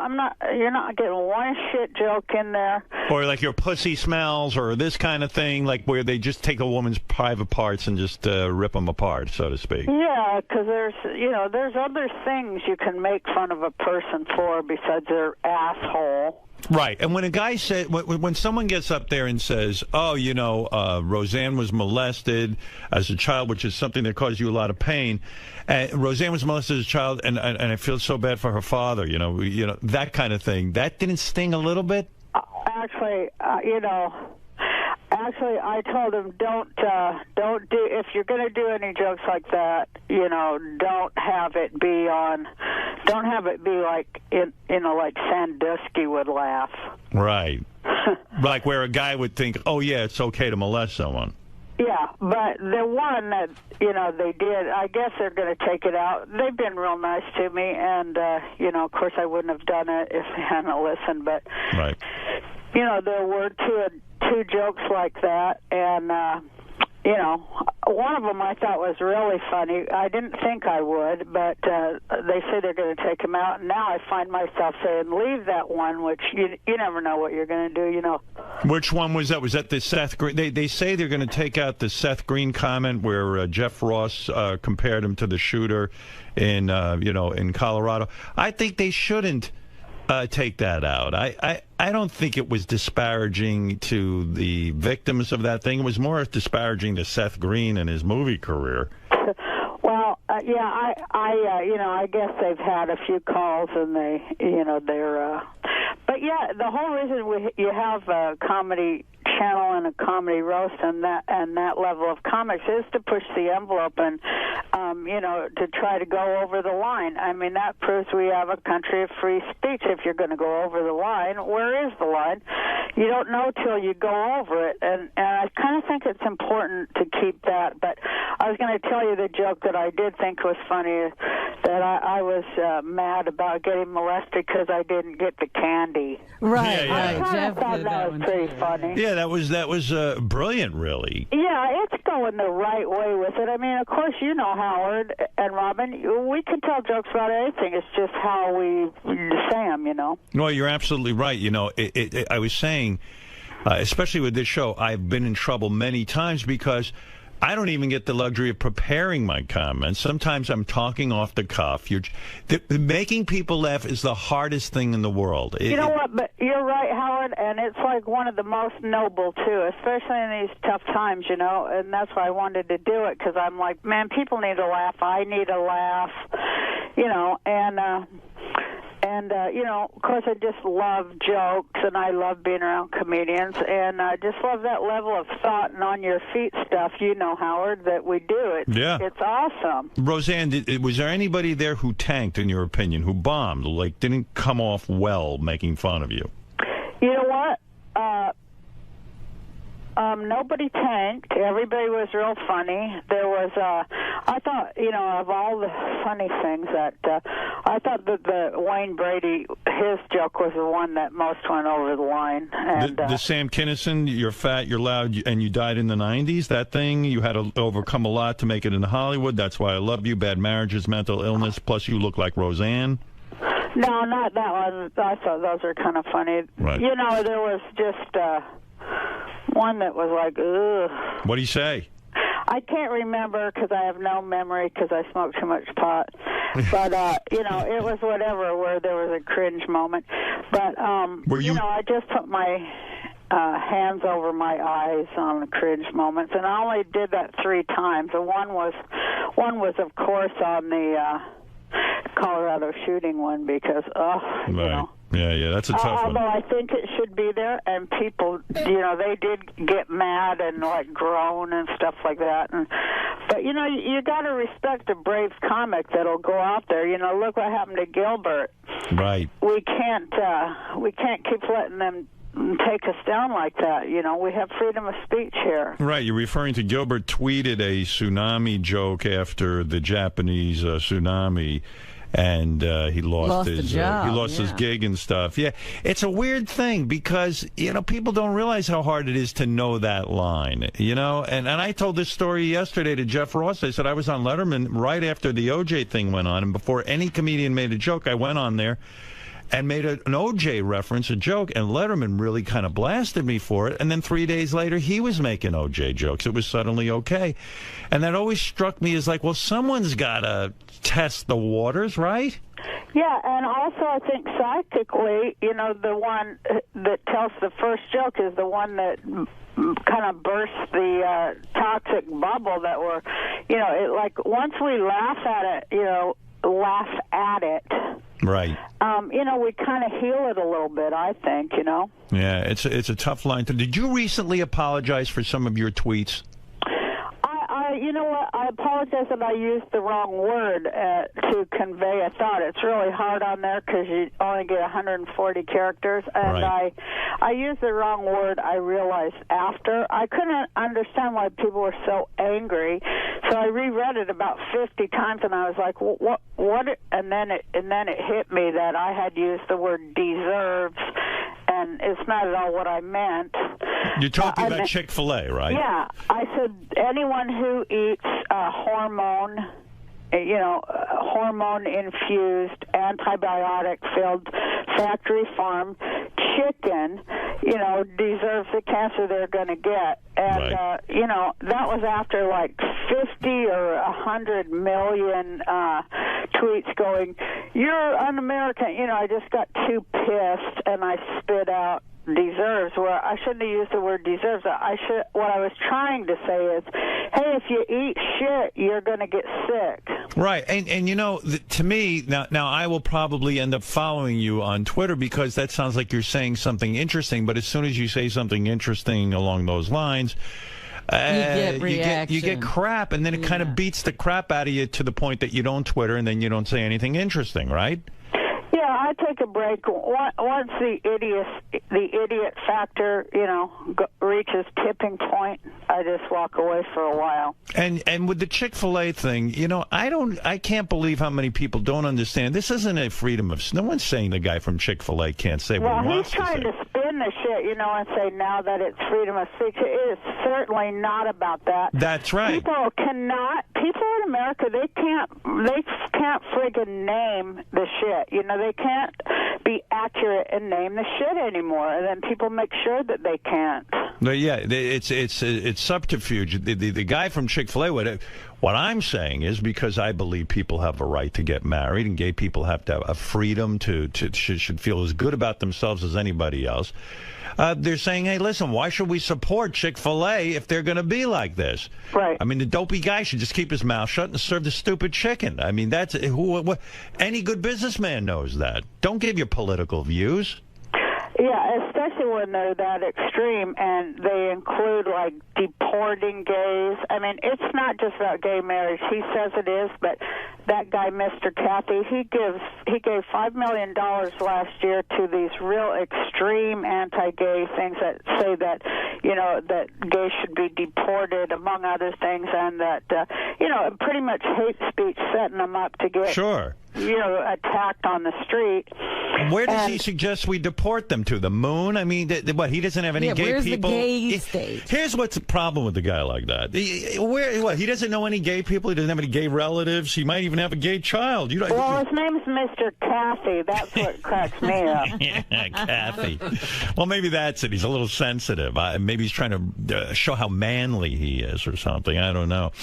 Now, are you still running for president? Yeah, I'm still doing it, Howard. And are you actually, like, in other words, when I go to vote, will I see the name Roseanne there? Well, that's what it's really all about. The reason I'm doing it, Howard, is because it's about ballot access. Now, the party that I was elected, we're on the ballot in 14 states. The point is that a party, you know, other than this two-headed monster, this two-headed Republican monster, you know, there should be a third party that people have a real choice, not you know, two sides of the same coin. Like, okay, both Romney and Obama work for Wall Street. People should have a choice of a candidate who does not. And so, you know, that isn't even on the ballot in anything but 14 states. What is the party? That's what I'm trying to increase. What is the party you're with? Peace and Freedom. And in other words, your point is, if I can get this Peace and Freedom third party on more, you get a certain amount of votes, and then automatically it gets added to the voting booth. Right. Well, my point is that people should have a socialist choice in at least a conversation. It should at least be included in the conversation, since it is the thing that saved this country after the last time Wall Street fucked us. If you, so when you go into the voting booth, are you going to vote for yourself, or will you vote for Obama or Romney? Well, you know, everybody has to ask themselves big moral questions, and you know, of course, I plan to vote for myself, because I do think that I'm the only candidate who isn't bought and sold and full of shit. And but you know, it depends. You know, of course, even though I think they're basically the same, I think Obama's better than Romney. I think that he's 2% better. Mm-hmm. What if you actually? What if something bizarre happened and you actually become president? Then this country would be on its way to prosperity and peace and freedom. If I was president, believe me, there's no way that I know exactly how to fix every problem, and I know exactly how to do it, and I do it immediately, like they did it in Iceland. Read about Iceland, Howard. They kicked out the Fed, the Federal Reserve, and their economy is booming after 3 months because there's nobody there just stealing their damn money. Well, I read that part of your platform is, if you really do become president, you're going to drone attack Tom Arnold's house. What did you ask Willie Nelson to be your vice president? I did, and he accepted. He did, because the report I got was that he turned you down. No. First he turned me down, and then he accepted. And I was so happy when he accepted my campaign and everything, and then like 1 hour later he withdrew. So you still don't have a running mate? I want some of the shit he's smoking. Yeah. Do you smoke a lot of weed? Because there were a lot of references that you smoke weed. You know what, Howard? I have glaucoma. Right. And I have medical marijuana. In California, it's legal. Do you really have glaucoma, or is that just sort of something you got your doctor to go along with? Well, it was cured, but she's still treating Yeah, right. Oh, she's treating it. I'm almost all but blind. in my left eye now, and you know, I probably have to have surgery and all kinds of crazy stuff. My eyes are, you know, nothing. I didn't know that. I'm sorry to hear that. Are you baked like 24 hours a day? Is it that much pot use? Oh no, I only I take about one drag in the morning, Howard. I don't do it in the afternoon or at night. Why the morning? That gets you sort of... I have to read a lot in the morning, you know. So you're saying it really does alleviate the symptoms of glaucoma? Yeah, you have a lot of pressure in your eyes, and it does relieve it. And you can see better. But also, I just found out I also have cataracts. Christ, now I'm talking about how goddamn old I am. But can you believe cataracts? It's depressing, isn't it? Oh, it's just so fucking depressing. I guess I needed a laugh. And, you know, love being around people laughing. The audience was wonderful. And yeah, and talk to me about the decision. Take me through this decision, because I had Tom Arnold on my show, I'd say about 2 weeks ago, or 3 weeks ago. And by the way, Tom did a really good job being on the show. He was witty, he was funny, he got people laughing. He was talking about Arnold Schwarzenegger and his time. You know, I'm glad people like him and think he's funny now. When we were married, everybody was saying he wasn't funny. You're right. You're right. And I was one of them. Maybe we would have got along better if we hadn't had all that pressure constantly saying, you know, that he's not funny and all that shit, which I felt they were just coming after me anyway. But, yeah, he is funny. But did that influence you in your relationship with him? Like, when enough people keep saying he's just using Roseanne for her money, he's not funny, he's a user, he has no talent of his own, do you start to actually believe the people who are saying that? No, I never believed it because, you know, he was, you know, I knew he was funny. I hired him to write for me. That's how we, you know, made a relationship. But, you know, it did affect us. Like, you know, that kind of stuff does affect couples. And, you're damn right it does. You know, it made him feel real bad. And then he, you know, he would get mean about it, but he directed at me. So that's what ruined it. Yeah, I've apologized to him. Go tell them.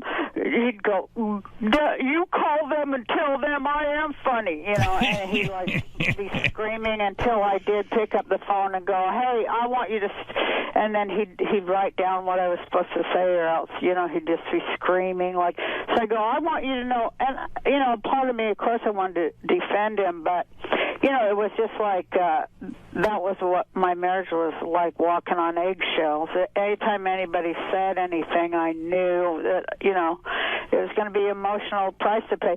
Like a lot of people who have unhappy, what do you call it? Spouses, you know, it makes your life fucking hell. Yeah, you know, I never even stopped to consider that. Like all of the shitty thing, and I count myself among them, and I've apologized to Tom about this because, you know. Well, hey, I thank you because I'm damn glad I ain't married to that son of a bitch anymore. Yeah, right. I know, but in a way, when you saw him at the roast, was there a part of you that still loved him? I thought his head was fucking huge. I couldn't believe how big his head got. Well, it seems like he's done some plastic surgery, right? I have no idea. We haven't even talked in 19 years. I'll tell you, when he was coming on, you know, first we heard that he did not want to do it, right? Yeah, well, I'm telling you, he was on my show. And I forget if we talked about it off the air or on the air. No, it was on the air. It was on he said something to me, if Roseanne asked me to do it, would you think I should do it? Was that it, Robin? How did it go down? It somehow came up like that, and he was saying, well, I don't think she wants to see me. I would do it, but I don't think she is open to it. Yeah, he asked my opinion. Yeah, go ahead, Gary. I remember because TMZ had reported that they had asked him, and I remember him saying that he wasn't sure that he wanted to do it. He thought that it was bad for his mental health, that he was like in a good place, and he wasn't sure he wanted to stir all that up again. Yeah, that's what it was. I think he was really nervous and sort of scared to sort of see it, and I don't blame him. You know, but then he started calling. Then he gave a call over to Comedy Central, and he told them, you know, he would be happy. He would be very happy to do it if asked. Yeah, well, I kind of said to him, I said, Tom, it will be the greatest showbiz moment to see you and Roseanne. I said, if you can get through it, and if you can, you know, go there with a good spirit, It will be phenomenal. Well, at first he said he would, like Willie Nelson. Then the next day he said he wouldn't. Then the next day his publicist said they wouldn't let him. I called him, and I left a message on his phone, and I said, hey, you have my personal guarantee that it's not going to get ugly. None of this roast is going to be ugly and filthy. Right. At least, I have control over that, and they're very gracious. And I give him my word that nothing, to harm you or make you feel horrible or ruin your career or your life or anything like that's going to happen. And it's just a good opportunity for both of us to show the world that we've moved on and this is a brand new day. And but have you moved my on? heart's in the right place, and I hope you'll show up and tell some jokes. Will be great. Oh. So then the next thing, people came in my, but I want to say, I thought it was a good enough roast without him, but I thought, well, everybody kept asking me, so why not give the fans what they want, right? Well, your first reaction was, hey, I don't want him. He was the one guy you made a stipulation. I don't want him on the roast, right? That was your initial reaction. No, I always thought, that I would ask him. Oh, you did? Everybody wants to see that. So, I mean, my first thing is, I want to entertain the audience. So you got to do what you got to do, right? What do you think that is about performers? That you'll actually put your own mental health at risk just to please the I wasn't audience? putting my mental health at risk at all. Well, seeing him again might set you off in the sense that, like, you go, oh, what the fuck? I'm done with this guy. I don't want to be a part of this guy anymore. But you know what? Fuck it. It's going to be great television. I'll put myself through it.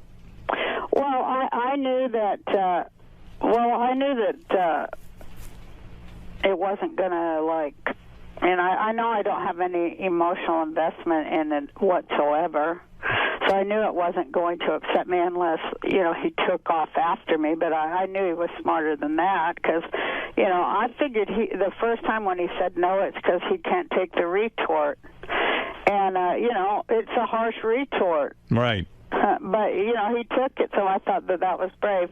But afterwards, I thanked him, and I said, well, onward and upward, good luck to you in your life. And, it's a good thing. Also, all the shit going on in our country, all this hate, I sort of thought, hey, if I can have this moment and show it, maybe I'll influence other people. Get past old shit, even politically, countries, maybe I say in my act, or when I follow them, I said, I realized that if I could bury my boiling, ceaseless hatred for Tom Arnold, there could maybe be peace in the Middle East. Yeah, no, I remember. I mean, it was such a vicious hatred in the sense that you even said, hey, he took millions of dollars of mine that I had in a box or something. I don't remember the exact story you told me. But, you felt he had stolen from you. And so I guess my question was, gee, when you really go through something like that and you still kind of harbor those feelings and you finally just kind of wipe this guy out of your mind, you don't have to see him anymore, this, that, and the other thing, you kind of put that all aside to please the audience, and that's what's crazy about performers, myself included. There's sometimes I'll do stuff I don't even want to do, but I know it'll be great television or radio. Yeah, you're right there. And, comics and stuff, we'll do anything for a laugh. I mean, of course, we've all embarrassed ourselves at some point, but that's just part of it. We're open people and honest. But Tom's very well off now. Do you think he should pay you back? Yeah, I do. Yeah. Yeah, I know you do. I sure do. Wouldn't you? Yeah, I'm saying that's my kid's money. He definitely should pay me back. Yeah. Yeah, and so, but somehow you put that aside, and even after the roast, it would have been awkward if you didn't go up to him and say anything. So you walked over to him. He didn't walk over to you. No, he went backstage, and I came backstage, and I just, I said, I really, think you were brave, and you really did great. Your jokes were good. Did he go to hug you? Funny. Did he hug you?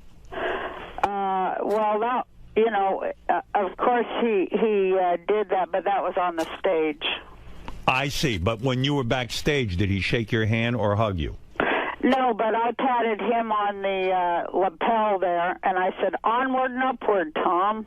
Let's roll. Let's go." There was a report that backstage he tried to steal your purse. Is that true? No, I didn't have a purse. You did not have a purse. No. You do not have one. After he was done and he came off the stage, you know, I was like, "Oh no, that was an awkward moment." And I just kind of held my hand up so he could kiss my hand like the Pope or something. Right.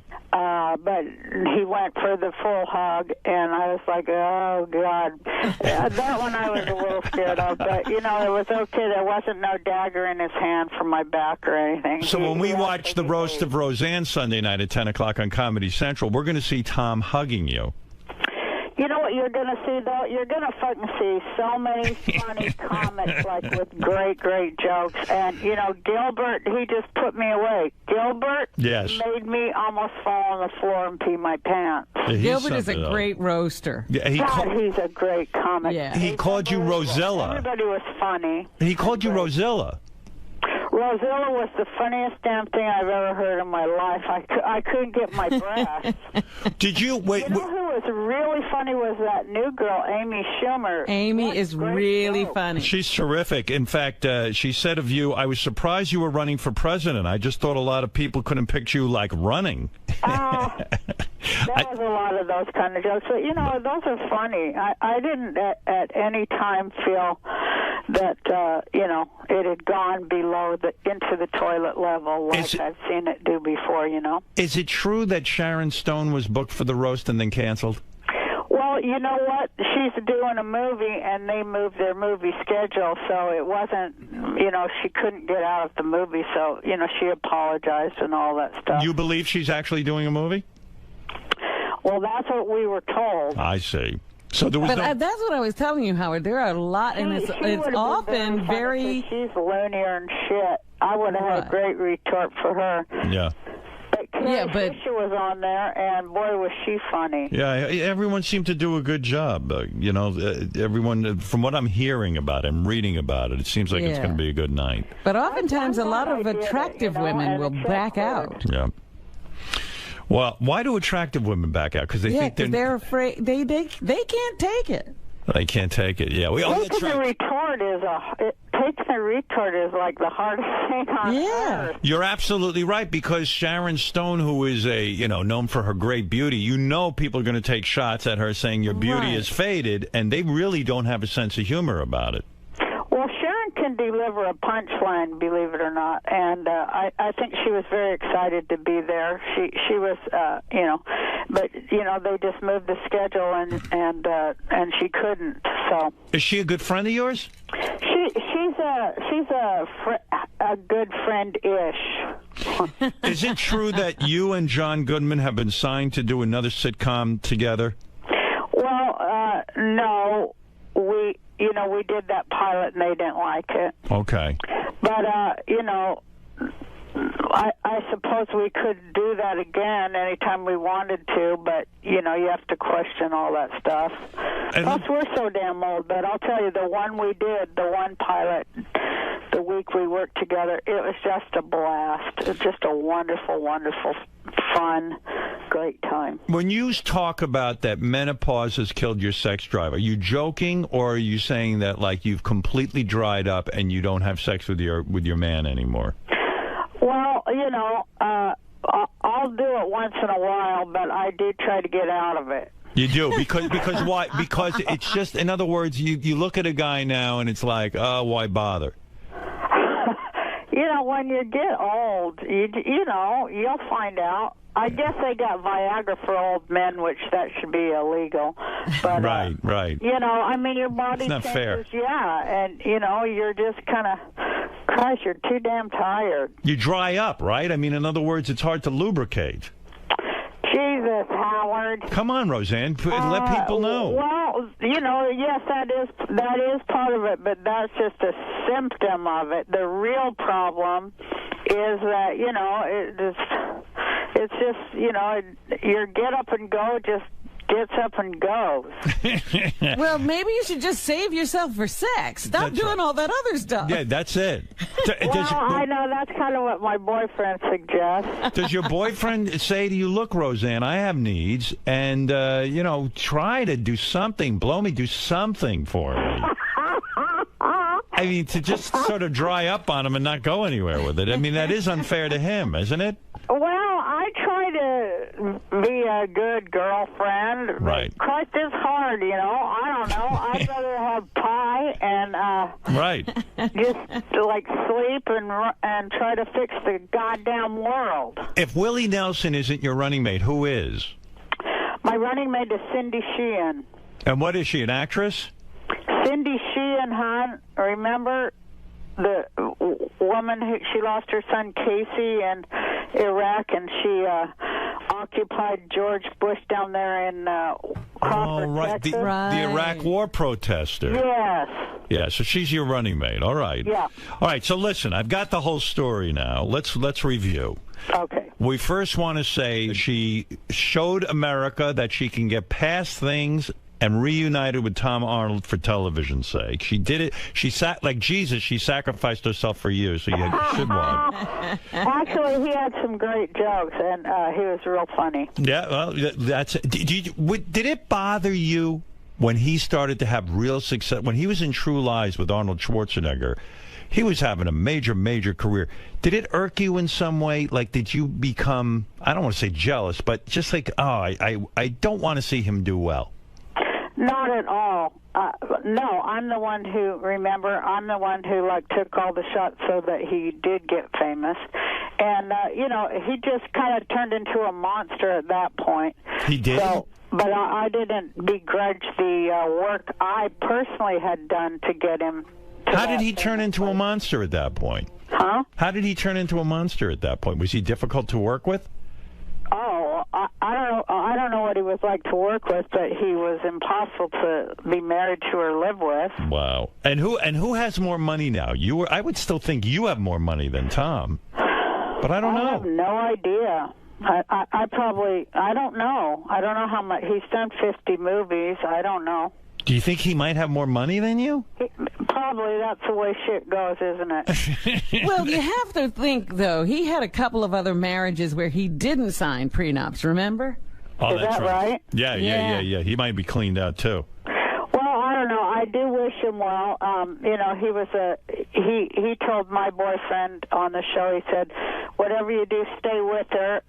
She's a horrible wife, but she makes an even worse ex-wife. Right.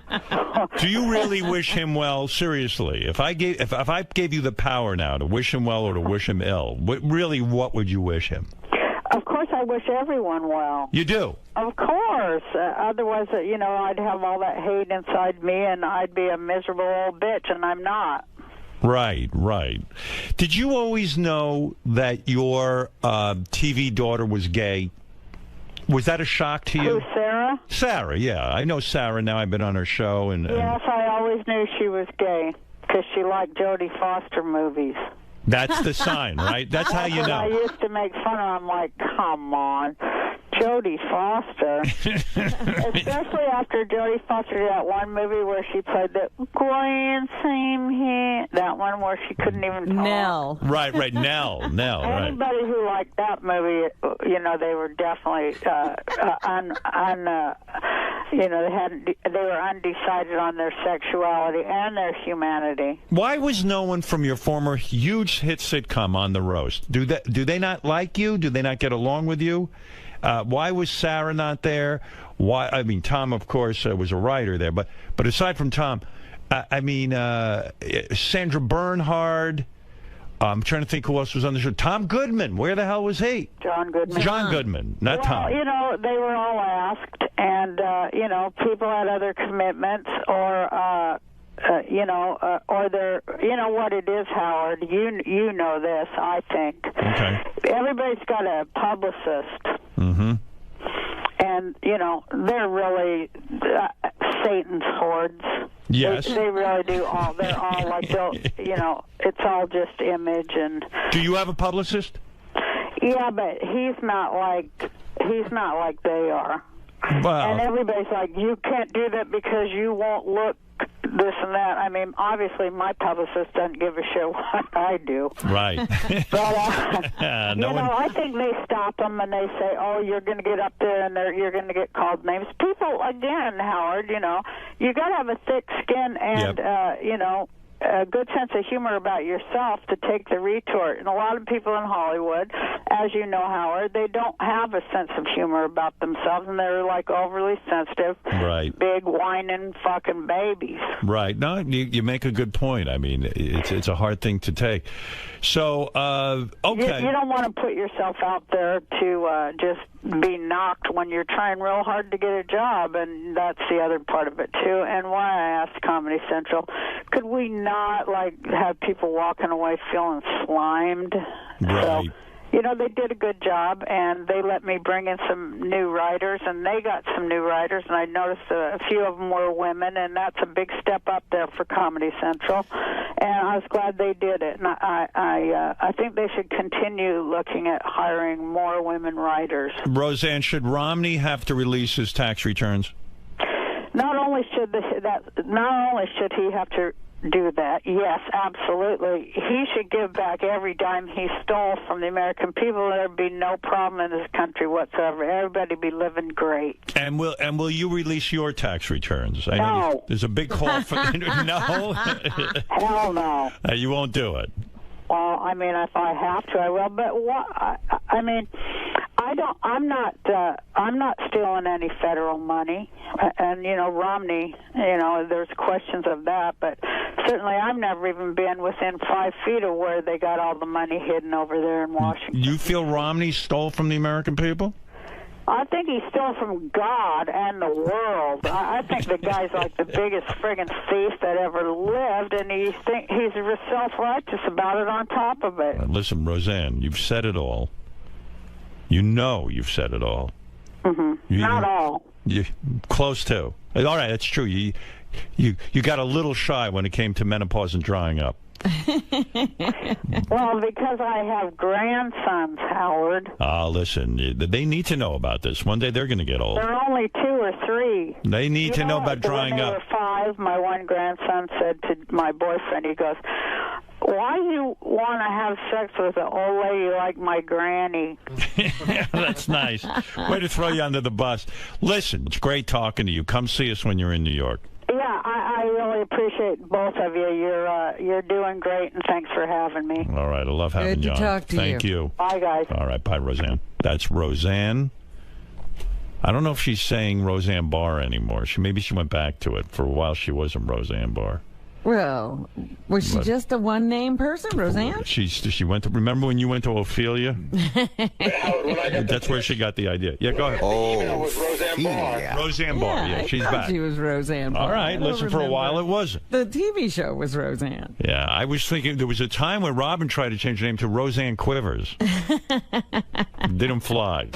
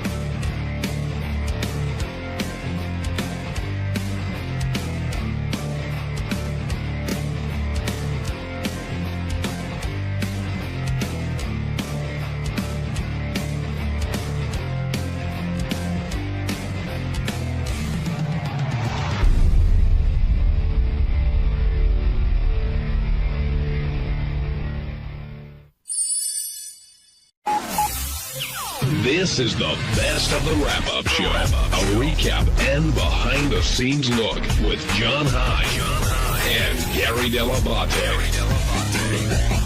The best of the wrap-up show begins now. I'm Gary 𝗏𝗏𝗏, Baba Booey, and on Monday's wrap-up show, we talked about Warren Sapp, NFL legend. He came in here and he talked about a variety of things. He talked about what it's like to have sex and how he can't hold out that long. But then we talked about some football stuff, too. Had a great moment where we talked about what it's like to sack the quarterback. Anyway, here's what happened on the wrap-up show.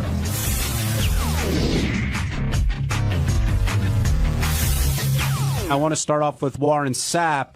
Gary, before he came in, I was talking about it's always great when Howard interviews a football player, a professional sports player, because he doesn't really follow it, yet you end up hearing more and learning more about the athlete than you ever knew before. The thing that makes Howard great with athletes is because he doesn't know a lot about sports, there's no hero worship. So there's no, it's not, oh my God, Warren Sapp here. So Howard's like, oh, there's a football player here that people say is pretty good, and he seems very interesting. So there's none of that like, oh my God, I saw you when you were in Miami, I saw you in the Super Bowl. So all that shit goes out the window. So all the interviews you've heard Warren Sapp do, this one's already different. Do you think Warren is an angry guy? I thought that the interview was contentious in a funny way. What do you mean?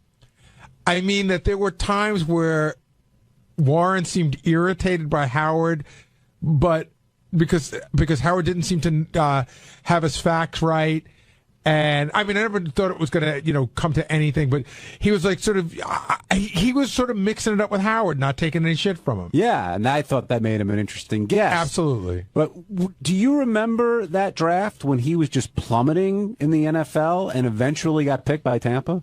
Vaguely. Who was the number one pick in that draft? Oh, God, I don't know. It was 95? I don't remember. Will, you should probably come down with that. But I do know. I know that's the year the Jets took Kyle Brady before Warren Sapp. Yes, of course. But I do have a major. Kanjana Carter. That's who it was. I have a major connection with Warren. We were talking about today. He and I did Hollywood Squares together, and we spent the whole day together. And at the time, this had to be like 99, 2000 or something like that. And he gave me his cell phone number. He said, I really want to do Howard Stern Show. After we went to break, he got up and he said, there's only two people I've ever wanted to be on this show, you and Letterman. And now I've done that. So he had given me his number, and I called him a bunch of times trying to get him on the show. It just never worked out. I'm glad he came on today. Scott in Mississippi, you're on the wrap-up show. Hey, John, how's it going? Good, Scott. What's on your mind? It's I'm glad Gary brought up the bounty scandal with the New Orleans Saints with him because, for a guy that says that he had a conspiracy theory on his draft pick, he sure does, and how people make up evidence, he sure didn't have a whole lot of opinion on that whenever he brought it up. Well, I brought it up, and he said that he had a source that told him that Jeremy Shockey was a whistleblower. That was it. What's the conspiracy theory? Well, the fact that the NFL hadn't brought out any evidence against the Saints, except for like 200 pages that they claimed to have 5,000, and he just didn't have a whole lot of opinion on the bounty scandal in general. Just the fact that he had he did. We didn't ask him whether we thought it was wrong or right. He basically said, "I think it's a bunch of bullshit. I don't need $1,000 isn't going to make me hit a guy any harder." Which I thought was interesting. Like that is why are people offended by it? Was it the hit to injure somebody? Yeah, right. In other words, you're giving somebody money if you can knock somebody out of a game. And even though football is an incredibly violent game, and even though people get hurt all the time, to say that you're going out there, I mean, I guess you could say, I'm going out there and I'm going to, play my best, but you can't say I'm going to go out there and, so the bounty wasn't just for a tackle, allegedly. It was for an actual injury? It could be for a variety. If you knock a guy out. If you knock somebody out of the game, you get X amount of dollars. If a guy limps off the field, whatever it is, that sort of thing. But, yeah, Warren made it very clear. He was like, look, the money's nothing at that point because they're all doing very well in the NFL.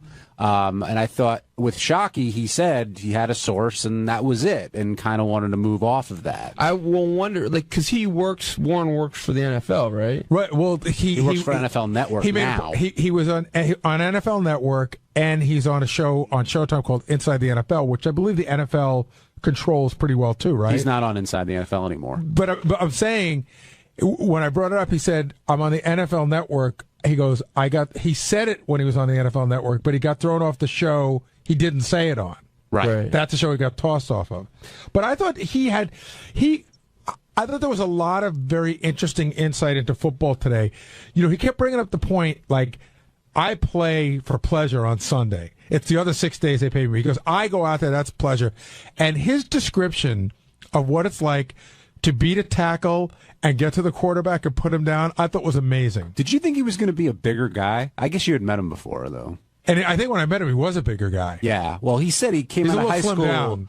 He was 225 in high school, and he was over 300 when he was playing pro. Right. I mean, but he said he's smaller, but he was fast, and that's really why he was such an exceptional. Well, and he made the joke, which I don't think Howard got. He goes, I feel like I'm a big guy with a safety. Safety, yeah. Did you guys understand what he said? What he was saying that would have been a motivation for making up drug reports about him? No, I don't think nobody understood what he had a conspiracy theory. He said there was 2 new teams. He said Jacksonville and Carolina were the expansion teams he was talking about. Right.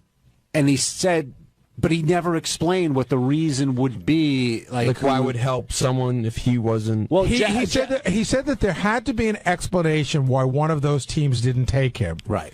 But I don't know who would be behind that. So does it mean that neither one of those teams wanted him, so they colluded to have him lower so it didn't look bad for them? I couldn't figure it out. I mean, Jacksonville took 𝗻𝗄celi and Carolina took Kerry Collins, so who knows? The bottom line is Tampa had a great draft, and they ended up winning the Super Bowl a few years later. Bobby in Jersey, you're on the wrap-up show. Hey, now. How are you guys? Hey, Bobby. This is like a recurring theme that I listen, avid listener. Howard always talks about kind of prematurely going, he can't hold his own sexually. And today Warren said the same thing. It baffles my mind that men that have been having sex for so long, still can't hold off. I don't know. It's weird to me that someone even like Warren, who's had so many people in his life, still will admit to something like premature ejaculation. It's just very odd. I wanted to know what you guys thought about that. Well, I'm going to tell you right now, I fall more into their category, and I do feel really immature about it. But then I guess this is a part of me that says I still get excited, and that's a good thing. Right. It's better than being not being able to, I would be much more embarrassed not to be able to get an erection. I think when Dax and Bradley were in there, they talked about that too. Do you remember, Benji, who said that? Anybody who says they're going an hour, it's just not true. Or I think Dax was saying that it's not like women, guys who don't understand women, that women don't want it that long. I've heard women say, not porn women, but women that I know say, you don't want a guy fucking you for an hour. That's just ridiculous. And it's like, get on with it already. But every time I think, okay, this is the time. This is the time I'm gonna make it last. I'm gonna and then. Do you ever have one of those where you're just doing so well, and then as soon as you tell yourself you're doing well, that's the end of it? Jeff in Pittsburgh, you're on the wrap-up show. That's what I'm saying. That was a great interview. It was one of those interviews where you felt like 3 guys sitting around a kitchen table with the woman in the background being robbed, and it just turned out to be a great interview, man. Yeah, it was really good. And by the way, you really need to see it on Howard TV, because Will came over and he'll attest to this. Some of the faces that Warren was making, there was one time where Howard was talking about something and he had this complete look of shock, and then he would have a look of anger. It was just he was making really funny faces. Hey, it's Richie Wilson. On Tuesday's wrap-up show, there was a big discussion on who was omitted from my wedding invite list. A couple of guys from the radio side were a little pissed off. Lisa G wouldn't come down. And I think it all worked out well in the end because I defended myself and I explained why I cut those people off the list. So, check it out.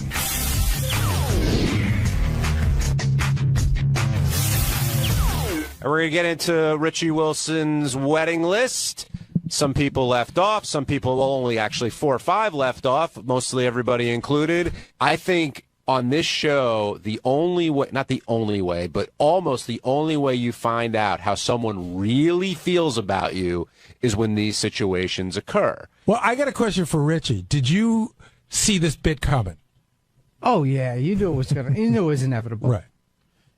And when you're in it, Richie, I mean, you said yourself, you're black and white. You know, this is how you stand. If someone doesn't like you, you want to know. And I'm sure you feel the same way. If you don't like somebody, you're going to let them know. They know. So did any of this come as a surprise to anybody today? Richie does let people know, yes, right? He does. Where there are a lot of people who I mean, with everything, if I like a restaurant, if I like a movie, if I like this, it's but it's different yes with or no, people. but it's yes or no. I'm not going to People are at restaurants. But I'm not going to blow smoke up your ass or up anybody's ass and be smiling to their face and then not like them or talk shit behind their back. I think that the one thing I would disagree with you about today is when you said it's black and white. It really isn't black and white. In other words, there's people that I like here, and there's people that I like more than others here. And the people that I don't like as much as others doesn't mean I don't like them. It just means I haven't gotten to know them as well. And so there's a lot. It's not black and white. I don't either love someone or hate someone.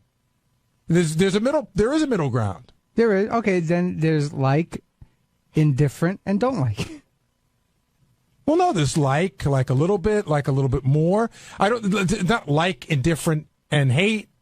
But I mean, it is to you, okay, maybe. like Steve Brandano. I like Steve. I am very fond of Steve. But I think we have maybe 4 words a year to each other. But okay, you know what I mean? So, and I like Steve. But you got to the point where there were 5 people. Actually, no, there's more. There's more. Ralph's not on the list. Is Tracy?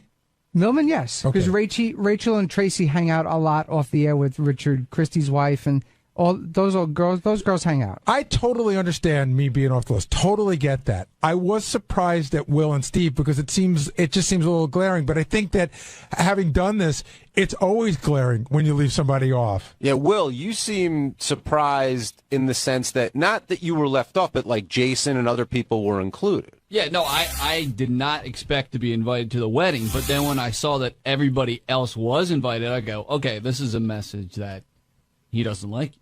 No, I like Will. There has to just be not enough to invite him. Cutoff line at some point. Like, okay, why wasn't I invited to your wedding? I invited probably 3 guys from Howard TV. I didn't invite anybody from our news department. That's all he invited from your office. 3 What guys. do you mean? He invited John, Jason, Scott the engineer, all the on-air people, Tracy. Basically, all the people that his wife had a relationship. Did you invite anyone from the office that you wanted there? Initially, the whole horseshoe, I was going to say no as a whole to. What's the horseshoe? The whole the bullpen area. Yeah, no as a whole to. Right. And Rachel was like, listen, I want John there. I've had a relationship with John. John's a great guy. I want him there. And then I said, okay, anybody else? And she said, Jason. I emailed Jason a lot. Every time I see him, we have a great time together. I want Jason there. And I said, great. Jason, good friends. Yeah, I was sort of surprised by that too. Every time she's up here, they get they get like a little chatter group going. Howard, the 2 of them. Rachel Fine, Richie Wilson. I like her. She helps me out with the website. We talk dipping sauces all the time. She actually. I went to go see her last year sing in the city, and actually I think that made Richie and I better friends because then we found out we both watched the same TV shows, and you know. And so what's your relationship with Benji? Because Benji's always the wild card. See, it's interesting. This is going to be fun. Benji got an invite without a +1. Benji got a solo invite. Because I date Rachel. No, Benji, is that insulting to you in any way? Well, yeah, because I have a girlfriend, and that's a serious girlfriend. And I'll be honest about that. You don't want? Is it specifically you don't want her there? We had 3 interactions with Elisa. 2 of them were extremely unpleasant. Well, do you know about that? Well, when I didn't get a +1, and we also don't want the Benji. We don't want the Benji and Elisa show. But Benji, did you know that there were 2 unpleasant interactions with your girlfriend and Rachel and Richie? I don't know. If you want to, I don't know. The first one was the night you brought her to Rick's to introduce her to a bunch of people. And she was very cold and rude to everybody there that night. And the second one was the Christmas party where she was just extremely rude to everybody. Well, she was weird. I don't know that she was rude. She was odd. No, but like when people said hello, it was hi and gave out like the, the bent hand. Yeah, but she was. I look at her. She was under the hypnotic shtick coma of Benji. She was in shtick coma. Well, I wasn't gonna make a big deal, but when I didn't get a +1. I wasn't going to go because I took that as a intentional And we slight. figured that you were not going to come. That's the best invite ever. So if I never been, he won't come. So it wasn't. So it was intentional. No, but we figured we didn't want Elisa there. But we figured if we did that, Benji wasn't going to come. But we liked Benji, and we wanted to invite Benji, but we knew. But I think, I don't know, you're being very insulting to my girlfriend, who is a wonderful person. And if you don't like her, that's fine. I'm just going by the interactions I've had. They've been unpleasant. But you realize it's hard to split a couple up. In other words, I know. You would be insulted if you were invited and someone said they didn't want Rachel. If Benji got invited and invited myself and not Rachel, I wouldn't go either. All right. I do want to talk about one other thing, because the thing that I found most interesting this morning, like I said, I did not expect to be invited. When he said why Will wasn't invited, he had, I thought, a fairly reasonable explanation, same for Steve. But Lisa G, flat out, you just don't like Lisa G. No, she's a dud. Come on. You want somebody that was going to be fun. And we, listen, in the past, especially in the past few months, with the way she's been on the show, with her whole, she wants to be paid for everything. She just let. But are you basing this on the show or a personal relationship? Both. She leaves a bad taste in my mouth. Right, so you don't like her. Yeah, pretty much, and she and she knows that. It's. Does she? I got the impression when I saw her today that she might have learned it for the first time. Oh no, she knows. This came as a surprise to Lisa? I think so. I went back to the office because I dropped off a piece of paper, and I just I said, "Were you surprised?" She's like, "A little."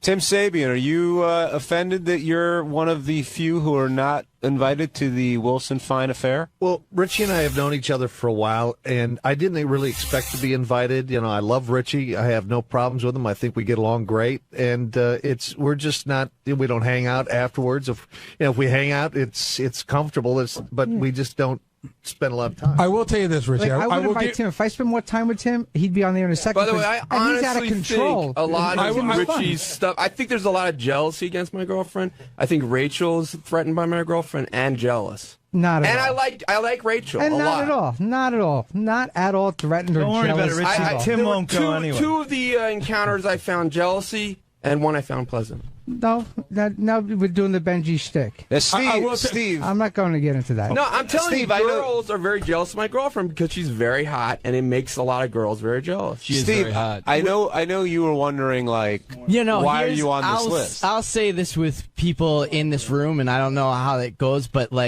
I was not expecting to get invited to Richie's wedding, and what he said on the air is what I would expect.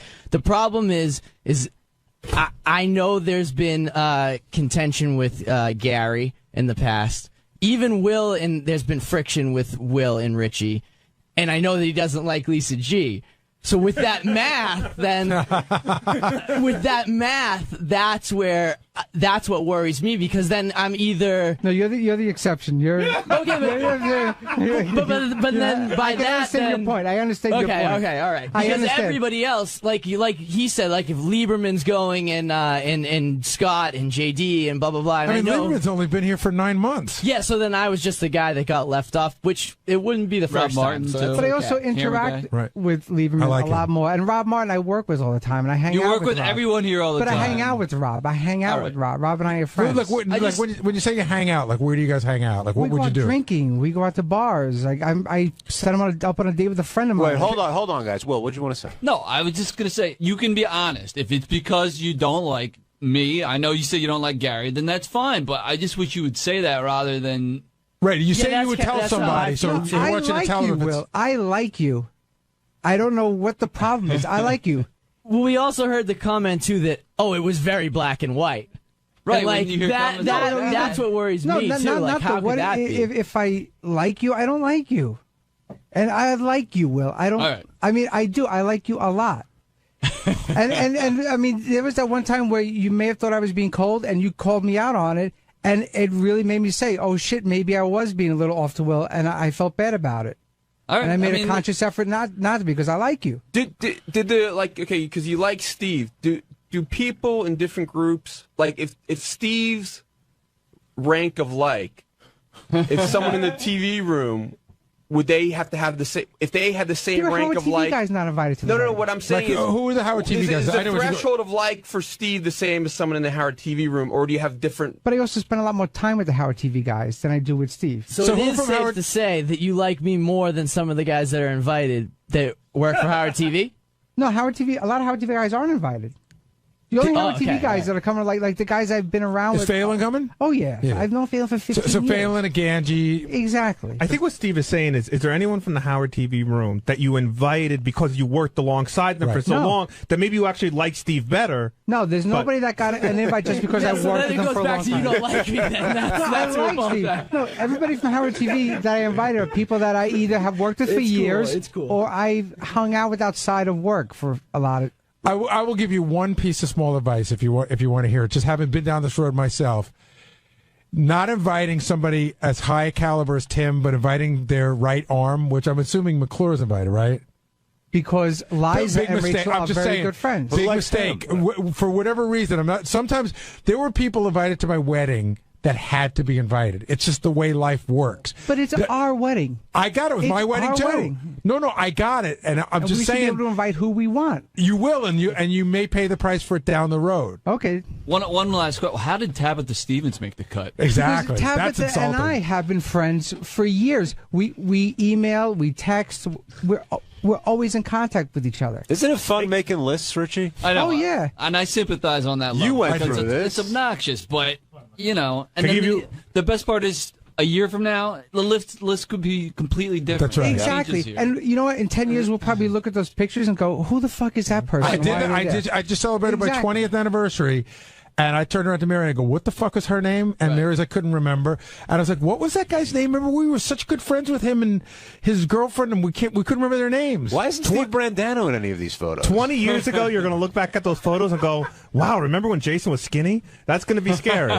That's going to be scary. Hey, another tip. Tim writes a mean check. So, if there is an open spot. But like, there must have been people you invited that you knew you had to invite when it comes to like family. You had to invite some. You're telling me.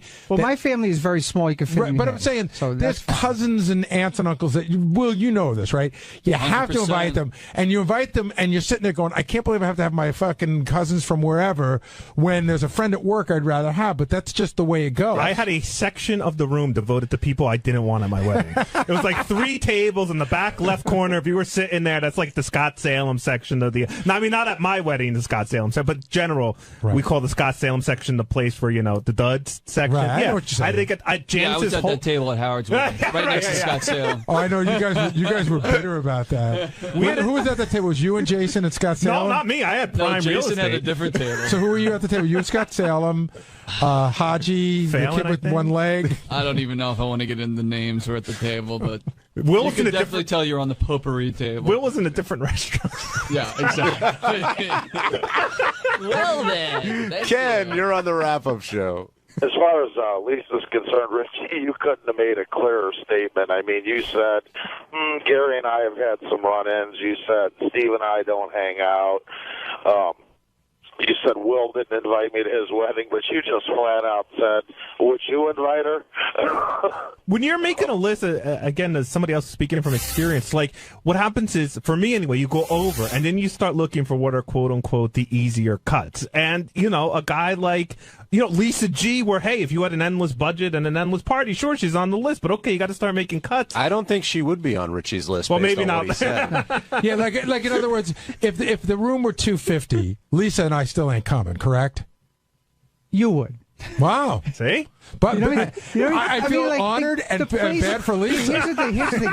We should try and get The Lisa. place guys. holds 150. We invited 200. Right. And we're hoping that a lot of people cancel, and they're actually coming. Right. So we could be seriously fucked. Oh, we used to. My running joke was when you get the card pack from somebody that's not coming, it's like ka-ching. It's Gold, like you're yeah. making Because money. we purposely invited people. Rachel has relatives in Australia and England, so they're the ones that we knew weren't going to come. So we Right. had to invite Are them they coming? anyway, and now they're coming. So we're like, oh shit. Quick question, like in the tournament, the basketball college tournament, it's last 4 in, last 4 out. So we're on that last 4 out list. So Maybe. I'm just trying to figure out where that line was. Who like, were you putting Jason and I together and saying, all right, one of these guys can't make it? here's the upside and downside on both of them? I wasn't doing that. I was just like, okay, is there anybody that we didn't invite? And Rachel was like, I like John and Jason a lot. And I was like, well, then it is everybody in that whole general bullpen area. She said, fuck then. that. And yeah, she said, fuck those guys. I hate them. I mean, I was clearly, and I'm thrilled to be going. Thank you for inviting me. I appreciate it. You know, you're my gonna boy. regret that But, you know, I got an email from Richie about 2 weeks ago saying, hey, man, what's your address? And I figured that it was for the wedding. So that I mean, that just proves, you know, I wasn't on the early draft of the wedding list. So that just proves I came in later. And by the way, I did crunch the numbers. Richie would have to get married in Giant Stadium for Lisa G to be invited to the wedding. What did you guys think of Fred's reaction today when the save the date came up? I understood what Howard was saying. And again, I think Fred reacted a little too quickly. If you get a save the date card, I would say that that's a really good shot that you're invited. So when he said, I don't know if I'm invited, he could have even said, I think Fred, if he would have said, I got to save the date card. And Howard goes, oh, and that would have been it. But he goes, well, I'm not sure if I'm invited. And Howard goes, well, you either got an invitation or you didn't. You know, it's a miscommunication, and Howard loves to exploit that. I have a feeling that Fred didn't know if the invitation came. Well, it may not have. Actually, but it might have, and he might have not even known that Allison might have got it and never even mentioned it to him yet. Before Richie even speaks, here's another thing, John. I don't know if you remember when you get married. Did you send your invitations out in waves? I'm trying to remember. Like first wave, you wait a week, you see what comes back.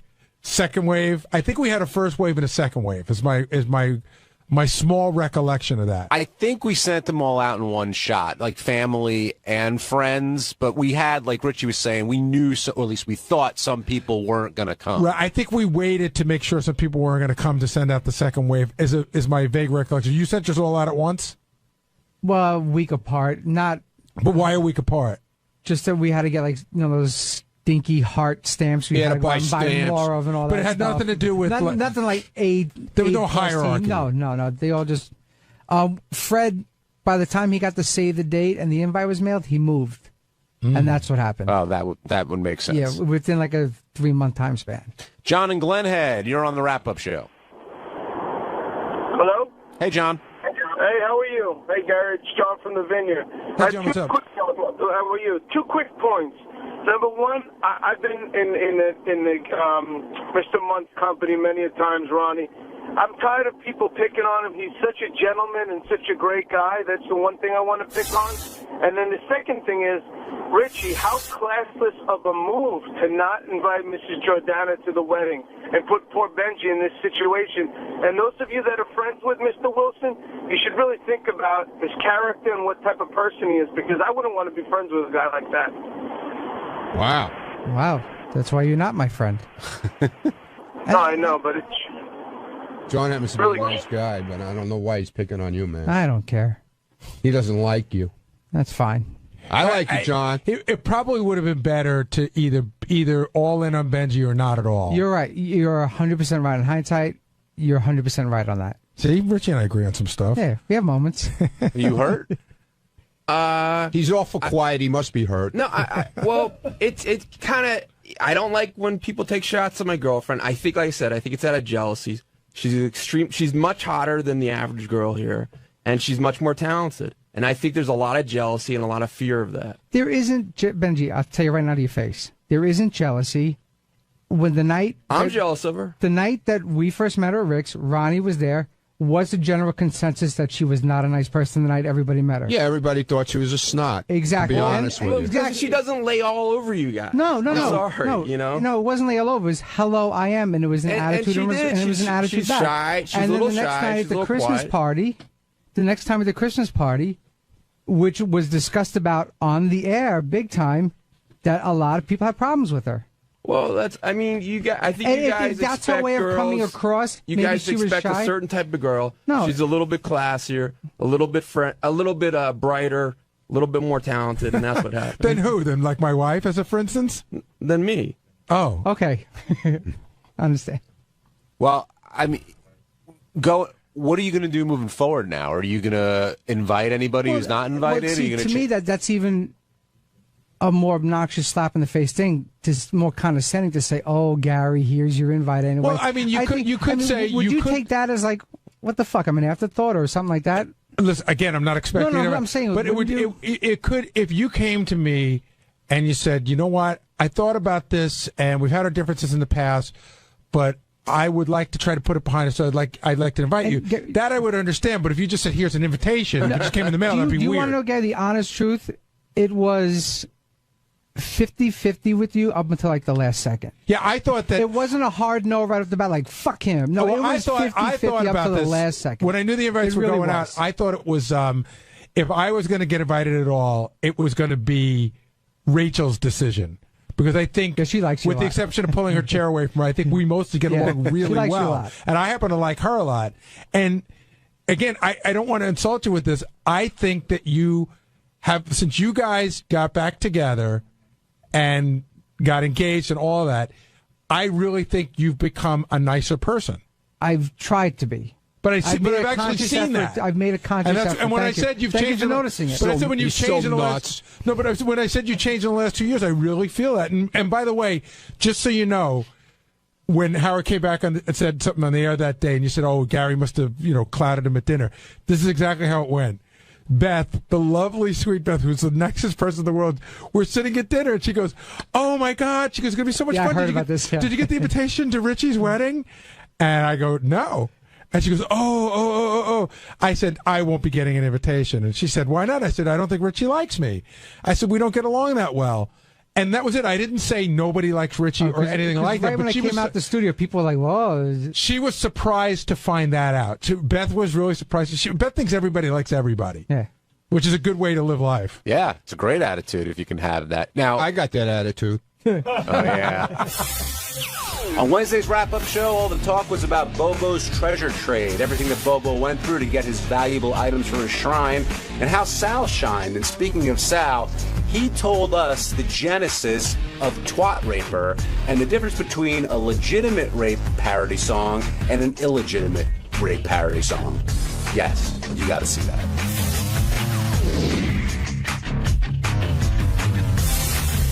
Today's show, the main attraction, I guess, was Bobo and Bobo's treasure trade, the jingle that we can't get out of our heads. And so much went into this game, and a lot of different games were being played during it, but Bobo had no idea what was happening. He knew to bring in his stuff, but he didn't know that he was going to possibly get anything. That all came as news to him.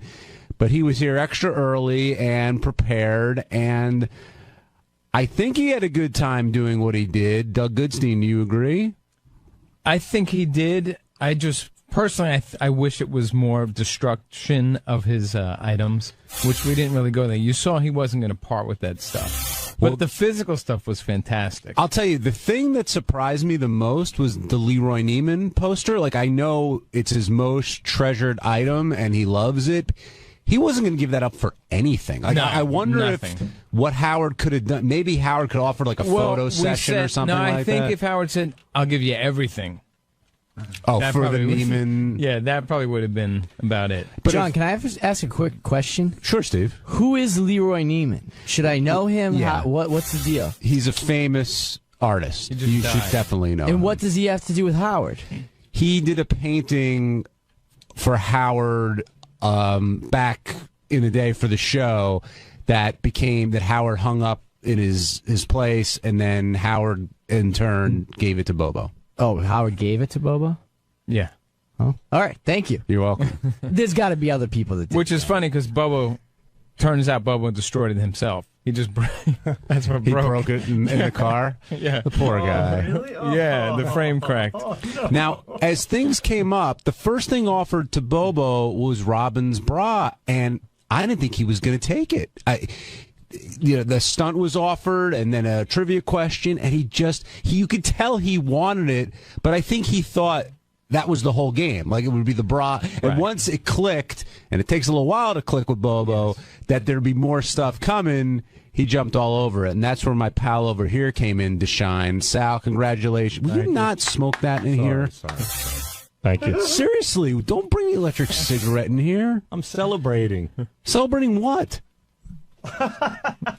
Painting my cock on Bobo's face. Well, congratulations. Thank you. That was one of painting Bobo's face with my cock. That was one of only a few things that you did. Yeah, we had a lot of fun with it. And what did you enjoy the most? The painting, the pubic hair mustache with Richard? I think everything was equal. Really? Yeah. These stunts are like my children. I don't discriminate. I like them all equally. So yeah, I mean, everyone contributed a bunch of stunts, and I know you had a ton of ideas with Richard on what to do with this. It all happened so quickly yesterday in the meeting. Everything shifted gears real quick, and Howard said, "What if we can throw in some stunts as well?" And boom, we just started putting them together immediately. Yeah. The bummer, the only thing that was a bummer about the segment is that it only was those 3 stunts. I mean, we could have gone for 5 hours. There was so many things, and there was no. I think Bubba would have gone for everything. Like when Howard went, as long as it was just the physical stunts. I mean, he went for it. I mean, when Howard said the 𝗛cie𝘄𝗿𝗱, I'm like, oh God, it's over. We could have done so much more.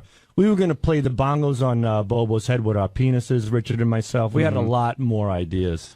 Did Richard enjoy shaving you for the mustache? Absolutely. I told him, I said, you need to be my shaver. He goes, you got it, buddy. I love to be your shaver. Did he work the ass hair in, or did you guys... He got a few of them. Definitely got a few of them. And that was pretty good. I loved when he went for the ass hair. Do you feel gay at all? Like, I mean, you did very homosexual type stuff. I mean, you put your penis in the guy's face. You had the guy shaving your balls. No, Did not you at feel all. proud of yourself? Absolutely. Do you? Yeah. You're the I'm one proud of you. running this cockamamie organization. I think it's great. I'm proud of you. We've been down this road so many times, Doug. Clearly, Sal and Richard believe what they're doing is for the humor and funny, but not sexual in any kind of way. Of course. Ask any gay person if they got an erection from me doing it. It might be gay. All I heard was laughter. So it could be. If people want to perceive it as gay, sure. I'm not gay. I'm not going home today looking to suck a penis. I don't get. It's not like I'm going to go to some gay porn. So when you're painting Bobo's nose with your penis, there's not any sense of arousal just because you're touching somebody else with it, and probably just the opposite. Just the opposite. Here I am putting my penis on a man's nose. There's no way I'm going to get erect. If anything, it's kind of shriveling up a little bit. That's why I give it a good stretch on the pouch. And that kind of serves. You know what's strange? I got to go back and check tape, but Scott DePace swears that something fell out of your pouch when you first pulled down your pants. Really? Is that possible? Do you have any schmegma or something in there? No, it's clean as a whistle right now. You sure? Yeah, you want to come and smell it? No, thank you. Sal, let John do that. While you're here, I'll do that during the break. While you're here, I want to ask you about... Well, John, I'm over the age of 11. You sure you want to go down there? We didn't get a chance to talk about your song yesterday. Oh, Twat I Raper. wanted you to come down, and you didn't come down, but... Oh. Congratulations. Congratulations. Howard was repulsed by it. Well, I think that's your goal sometimes. It is. There's nothing better than shocking the shock jock. I think there's no greater form of admiration. Where did you come up with that? Did you hear the real song and suddenly it just fit? Or what? Yeah, tell me the genesis of Twat Raper. I heard it on my my iPhone, when I was working out. And how do you come up with the scenarios within the song? Is that just things that pop into your head? What happened? The different things you want to do to her, or no? Look, like I said, boobs, lube, round, brown, gets a little monotonous. A little after a while, gets a little redundant. So you need to shake it up. You need to, you need to raise the bar. Were you surprised by how Howard reacted to the song? No, I didn't know which way he would go. I was actually glad that he said he was disgusted by it and played it, versus just deleting it and ignoring it altogether. To me, that's a great accomplishment when he plays something out of disgust. It's fun. It's great. But by far, I'm not looking to rape her. I'm looking at it as a, what is that called? Like the brothers do it to each other. Term of endearment. That's a term of endearment. What do you mean the brothers do it? You know how you can't say the N-word, but if you do say it, you say it as a term of endearment. That's the only time it's acceptable, which I understand. When I'm saying I want to rape Robin, it's not I really want to rape her. I don't want to commit an illegal act. I don't want to violate her. I want to consensually have mad, pussy-pounding, ass-bruising sex with her. And if you love somebody and you say that, it's not offensive. If you love somebody. If you don't, it's different. It was this is a legitimate twat rape song, not an What would an illegitimate twat rape song be? And just keep talking for the next 10 minutes. This is great. An illegitimate twat rape song would be somebody who legitimately wants to rape somebody. So you're saying that you don't want to rape Robin, of do course. Do you think I do? No, of but course not. But I think you'd love to have sex with her. Who wouldn't? I'd have sex with you at this point in my marriage. What did you think of Robin's reaction to the song? I was very impressed. I was hoping that she would be, slightly taken off, and she was, but I liked it. It made me laugh my ass off. I just thought it was at the end. It was funny, when you in a typical average job, you don't take out your penis and make a clown nose on somebody, but it's funny. It works perfect in this environment. Would you play it for your wife? Yeah. Yeah. I mean, there's no need to, but yeah. All right. I don't think she thinks anything by it, but I love the song. I thought it was great. Well done. You should be proud. Did you like it? I did. I enjoed it. What'd you think, Doug? I actually missed it. Any song you do makes me laugh. You know thanks. that. Thanks. I have to do a John Hines song then. You have to do one of those. Teddy, let's take a break. Kid Raper! Come back. Kid Raper! We'll talk more about He's Bobo's gonna throw you in his trunk! treasure trade. We'll move off of Twat Raper and back to the treasure trade. And Gary, I was saying before you came in that there were a lot of different games really going on during the segment. Yes, and I was very, very nervous about this morning because this is one of those bits that, to take a phrase from Tim, had a lot of moving parts. And there were a lot of areas where it could have gone a lot of different ways. This also was the morning that Howard was coming off of America's Got Talent and had to work again. So I had a meeting yesterday with myself, Will, Doug, Richie Wilson. We all sat down and we went over everything a lot. And we tried to make it as easy as possible. I mean, Will did the bulk of the work, but I was so afraid. I was just praying for it to be 8:00 because I wanted this to be done and just go correctly. Did you think Bobo would give up that Leroy Neiman poster for anything? Yeah, he was very attached to that. And the OJ mask he passed on basically, right? But he wanted your beekeeper mask. He did. Lost his eyebrows for that, right? I was surprised that he passed. I know it's weird, but I was surprised that he passed on the tombstone because it's so one of a kind and it's so well known from the show. And off the record, we really wanted him to take it because we just wanted out of here. It was almost like garbage. We're like, please win it so we can get rid of it. Did you know, why? Did you hear why he said he did? Yeah, he said he thought it was. It freaked him out. He thought it was freaky, but he's like a tribble attached to Howard. He feels what Howard feels. But not only, I don't think it only freaked. It just didn't just freak him out as a death kind of thing, but like the thought of Howard dying, is so upsetting to him. No, I get it, but Howard, if it freaks Howard out, it freaks Bobo out. To me, the highlight of the whole bit, and I thought the bit was very strong, was when the guy called in at the end and criticized Bobo, as a fan, and Bobo immediately, commanded respect as he's got Sal's, paint from Sal's penis on his face. Did you notice that he said, "What are you? Go back to your 9-to-5 job." What the fuck does that mean? But he knew it as opposed to his 12 to 8 job. What is that? We were like, what does that mean? Like, decipher that. Well, I think it means that I think that Bobo thinks that he's special as a super fan of the show. But his job is as regular as it gets. He's got like a 9-to-5 top job. There's nothing wrong with having a 9-to-5 job. But maybe he meant because then he's successful. Isn't he sort of retired because he made a lot of money? He's semi-retired. Yeah, he retired from the post office. And he does. Oh, he's a postal worker? He was, yeah. Oh, my God, that explains everything. I thought he gave defensive driving. He went postal many years ago. No, wait, I thought he was a defensive driving That's what he does now. No, I understand why he's semi-retired, because he probably worked for the post office for 30 years. Right. He's probably on full pension, and so he can do a job where he doesn't have to work full-time because the pension and the little part-time work makes it work. Now, do you get sentimental about any of the stuff that he took? I know he got some carts, the tickle chair. I got to tell you, the carts, they've been in my office for a while. I took them when we left K-Rock. And so I have 4 carts in my office.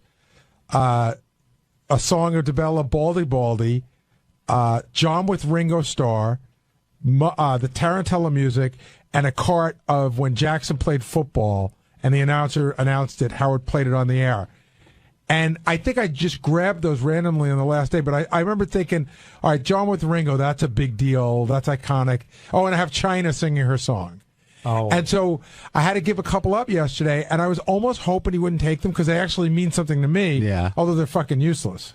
And the tickle chair, I mean, that I was sad to see that go. Well, again, we look at that as it is sort of one of a kind, but it really is just like a Adirondack wood chair, and then you just could get straps. That was we had a discussion because at one point we were thinking about putting the Robo Spanker up or the Wheel of Sex, right? And those are much more difficult to replace. So the tickle chair is easy to replace, but it is the one chair that all that stuff happened, and so it worked out well. A lot of history. I mean, you go back, that probably has been featured on 50, 60 Who was the chick that I kept pouring water on? Was that Nikki's? Oh, no. Nikki Ziering, I think it was. She kept saying she wanted to drink water. I kept pouring it on her like a wet T-shirt. There was a waitress who worked at the Penthouse Club that was the hottest one ever that you poured a ton of water on. And, God, to this day, the hottest chick ever in the history of the show. I mean, I would take the wooden planks that her vagina rested on and twat rate them. Yeah, I really would. I really would violate those things. She was legitimately. So hot. Yeah. Stephen Philly, you're on the wrap-up show. Hey, John, Gary, what's happening? I just want to. Do you think Bobo's stuff's going to be worth a lot? All his memorabilia put together is going to be worth a lot of money one day when Howard retires? I think I can answer this. You know, the charity that I work for, we're always talking about ways to raise money, right? So one of the guys that works there, he said, you know, go into your attic. Like a lot of us worked in the record business. We have like old records or whatever. So I went into my closet. I have like the shirt from Howard's 40th birthday. I've got a jacket from Private Parts, a bunch of stuff. And I was going to put it up for auction for the charity. And I went online and looked, and it just didn't seem to be worth it. It didn't seem to that it would generate enough money for me to part with it. Yeah, that's interesting. I would think some of the stuff, depending on how unique it is, I guess, and like I'm thinking the tickle chair. I know you said it's an Adirondack chair, but based on the history and fans of the show, I guess if they bid against each other, maybe then I think I also think that Howard has to sort of legitimize it. Howard sign it. And not only sign it, but Howard. If what Howard happened says, today? What happened today gives the items huge legitimacy. Right, that's right. But I wonder, like, are you saying if in 25 years, will Bobo be able to say, I've got the tickle chair from the Howard Stern show, and somebody's going to go, oh my God, that's worth a lot of money, or somebody's going to go, fucking, I don't care? Probably both. I think it's worth nothing because I think it's splintered on the LAE right now. But it's still I the think chair. that's coming out of the car. Listen, it's like no doubt. it's like getting a piece of wood from Yankee Stadium. At the end of the day, it's a piece of wood. I think he'll end up, and you'll have to check in 20 years. I think it'll be like $1 million collection or more. I disagree. Well, I asked him that when I did the Bobo Shrine tour. Yeah, what does he think it's And worth? I said, "What is this worth?" He goes, "Well, it's it's priceless to me." I said, "Well, put a price on it." He goes, "Oh, it's got to be in the millions." But like any piece of memorabilia, any autograph, any other stuff, it's worth as much as somebody's willing to pay for it. I mean, I guess an insurer would know, like, have some idea of. Yeah, I don't think Bobo's collection is worth. It may not be worth $25,000. What about? Oh, definitely less than that. I mean, it's pretty much newspaper clippings and magazines and books. Well, he's got some autograph stuff that is unique. I mean, there's lots of photos. Those aren't worth shit. It's the stuff that's signed, the books, stuff we gave him today has some value.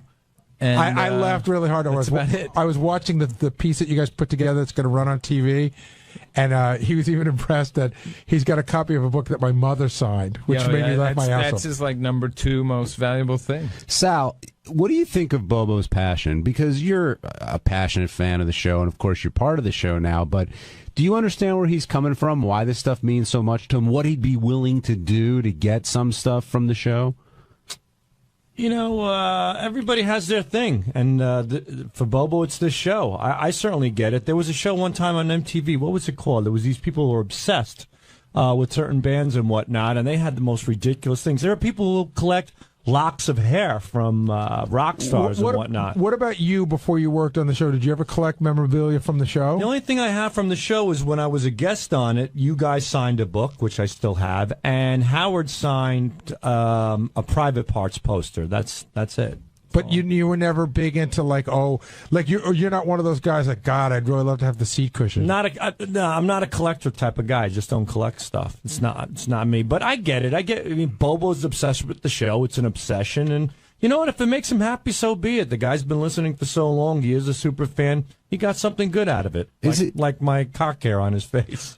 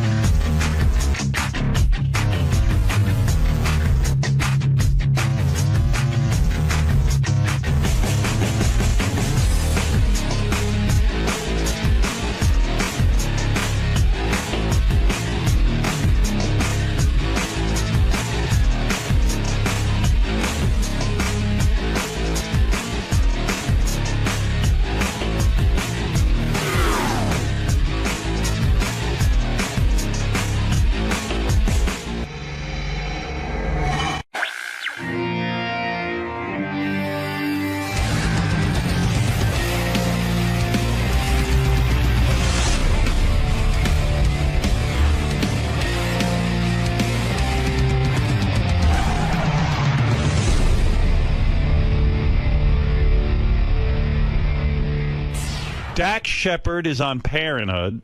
Bradley Cooper's a movie actor. Movie star. Dax wrote a movie, got everybody in it. Everyone except me. Has he got his wife in it? He's got his girlfriend. Sorry. His girlfriend. Yeah, but he didn't get her naked. He didn't? No. It's a good movie. I saw it, actually. Yeah? Yeah. It's getting good reviews. Yeah, it's real good. It's fun. We'll talk to those guys about the movie business, what it costs to make a movie, because I'm thinking, like, a lot of people in the audience would like to make a movie. And it seems like Dax got it done for a couple of bucks. There's room now. They're not making that many movies. I think you could make a movie now and actually get it shown. Seems like if you can make a movie, like, real cheap, they'll let you make one. So we'll find out. Show it. What's cheap? Nowadays, I don't know. We got to talk to these guys. Let's see what Dax makes these movies for. Yeah. All right. Let's take a break. We'll find out about the movie business in a minute. It'd be good for some people like Eric the Midget and Bobo. They're thinking of making a film. Yeah. Yeah, so. They're collaborating. Right. Yeah, they're writing. They're in the studio writing now. All right, we'll be back right after these words. Bradley. Hey. Welcome back, man. You don't look as nervous this time. I was nervous last time. Was I? I can't remember. Well, it was your first time, but he made me feel comfortable. Yeah, it was a good interview. I remember. It was pretty cool. So you're here with there's Dax. The big man. How's it going? Good. How are you doing? Not bad. Not bad. What's going on, Dax? You know, it's what time is it? 6:40. Yeah. You got a fucking camera right in my face. Yeah. So that's yeah. How you doing? A lot better being on this side of it. So Would you wake up at 4 preparing for this? Yeah, exactly, for this wonderful interview I'm doing. But hit and run. Yes, sir. Hit and run. That's your promoting. You better believe I am. And I'm sure shit out of it. And I'm sure that's all you'll talk about today. Yes, hit and that's run. If something didn't happen in hit and run, you look great. There's no way I possibly look great. I haven't received any makeup yet. We're actually cutting into my makeup time, and I'm going to look like shit on the... What's the name of the program we're doing? We're doing the Today Show. I'm going to look like shit on the Today Show all because of this interview. So which goes where? To your fucking blog or something? Exactly. Where does this thing go? It's Howard TV, but I run it out of my basement. maybe we hear a little... we'll give it a little time. A little breakage. All right. Now would be a good time to cut this off. Okay. All right. Good luck, fellas. So doing Bradley first. He broke up with Renee Zellweger 2 days after his last appearance here. Wait, so can I just say something, Howard? Here's the thing. He came here. He sat here. He knew it was over. So he's a big fan of the show. My question is, what's it like to do your show knowing that it's over, but you can't say it? That's what I really. Lying. Yeah, no, and knowing that he has to lie to you. I love that whole idea. All right, Dax Shepard and Bradley Cooper in a movie together called Hit and Run. Both guys came in today. Look at this. What's up, man? Look at you dudes. Where's Dax? Duty or PP? Oh, my.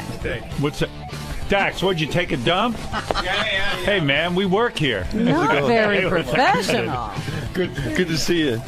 Thank you. Look at these two handsome fellas. Oh, thank Look you. at movie stars. All right. I love it. I love it. That's what I love. A television star and a movie star on Well, one couch. hey, you're both in the same movie. Now, Dax, when you get Bradley Cooper to be in a movie, Yes. because you wrote this movie and you directed the movie.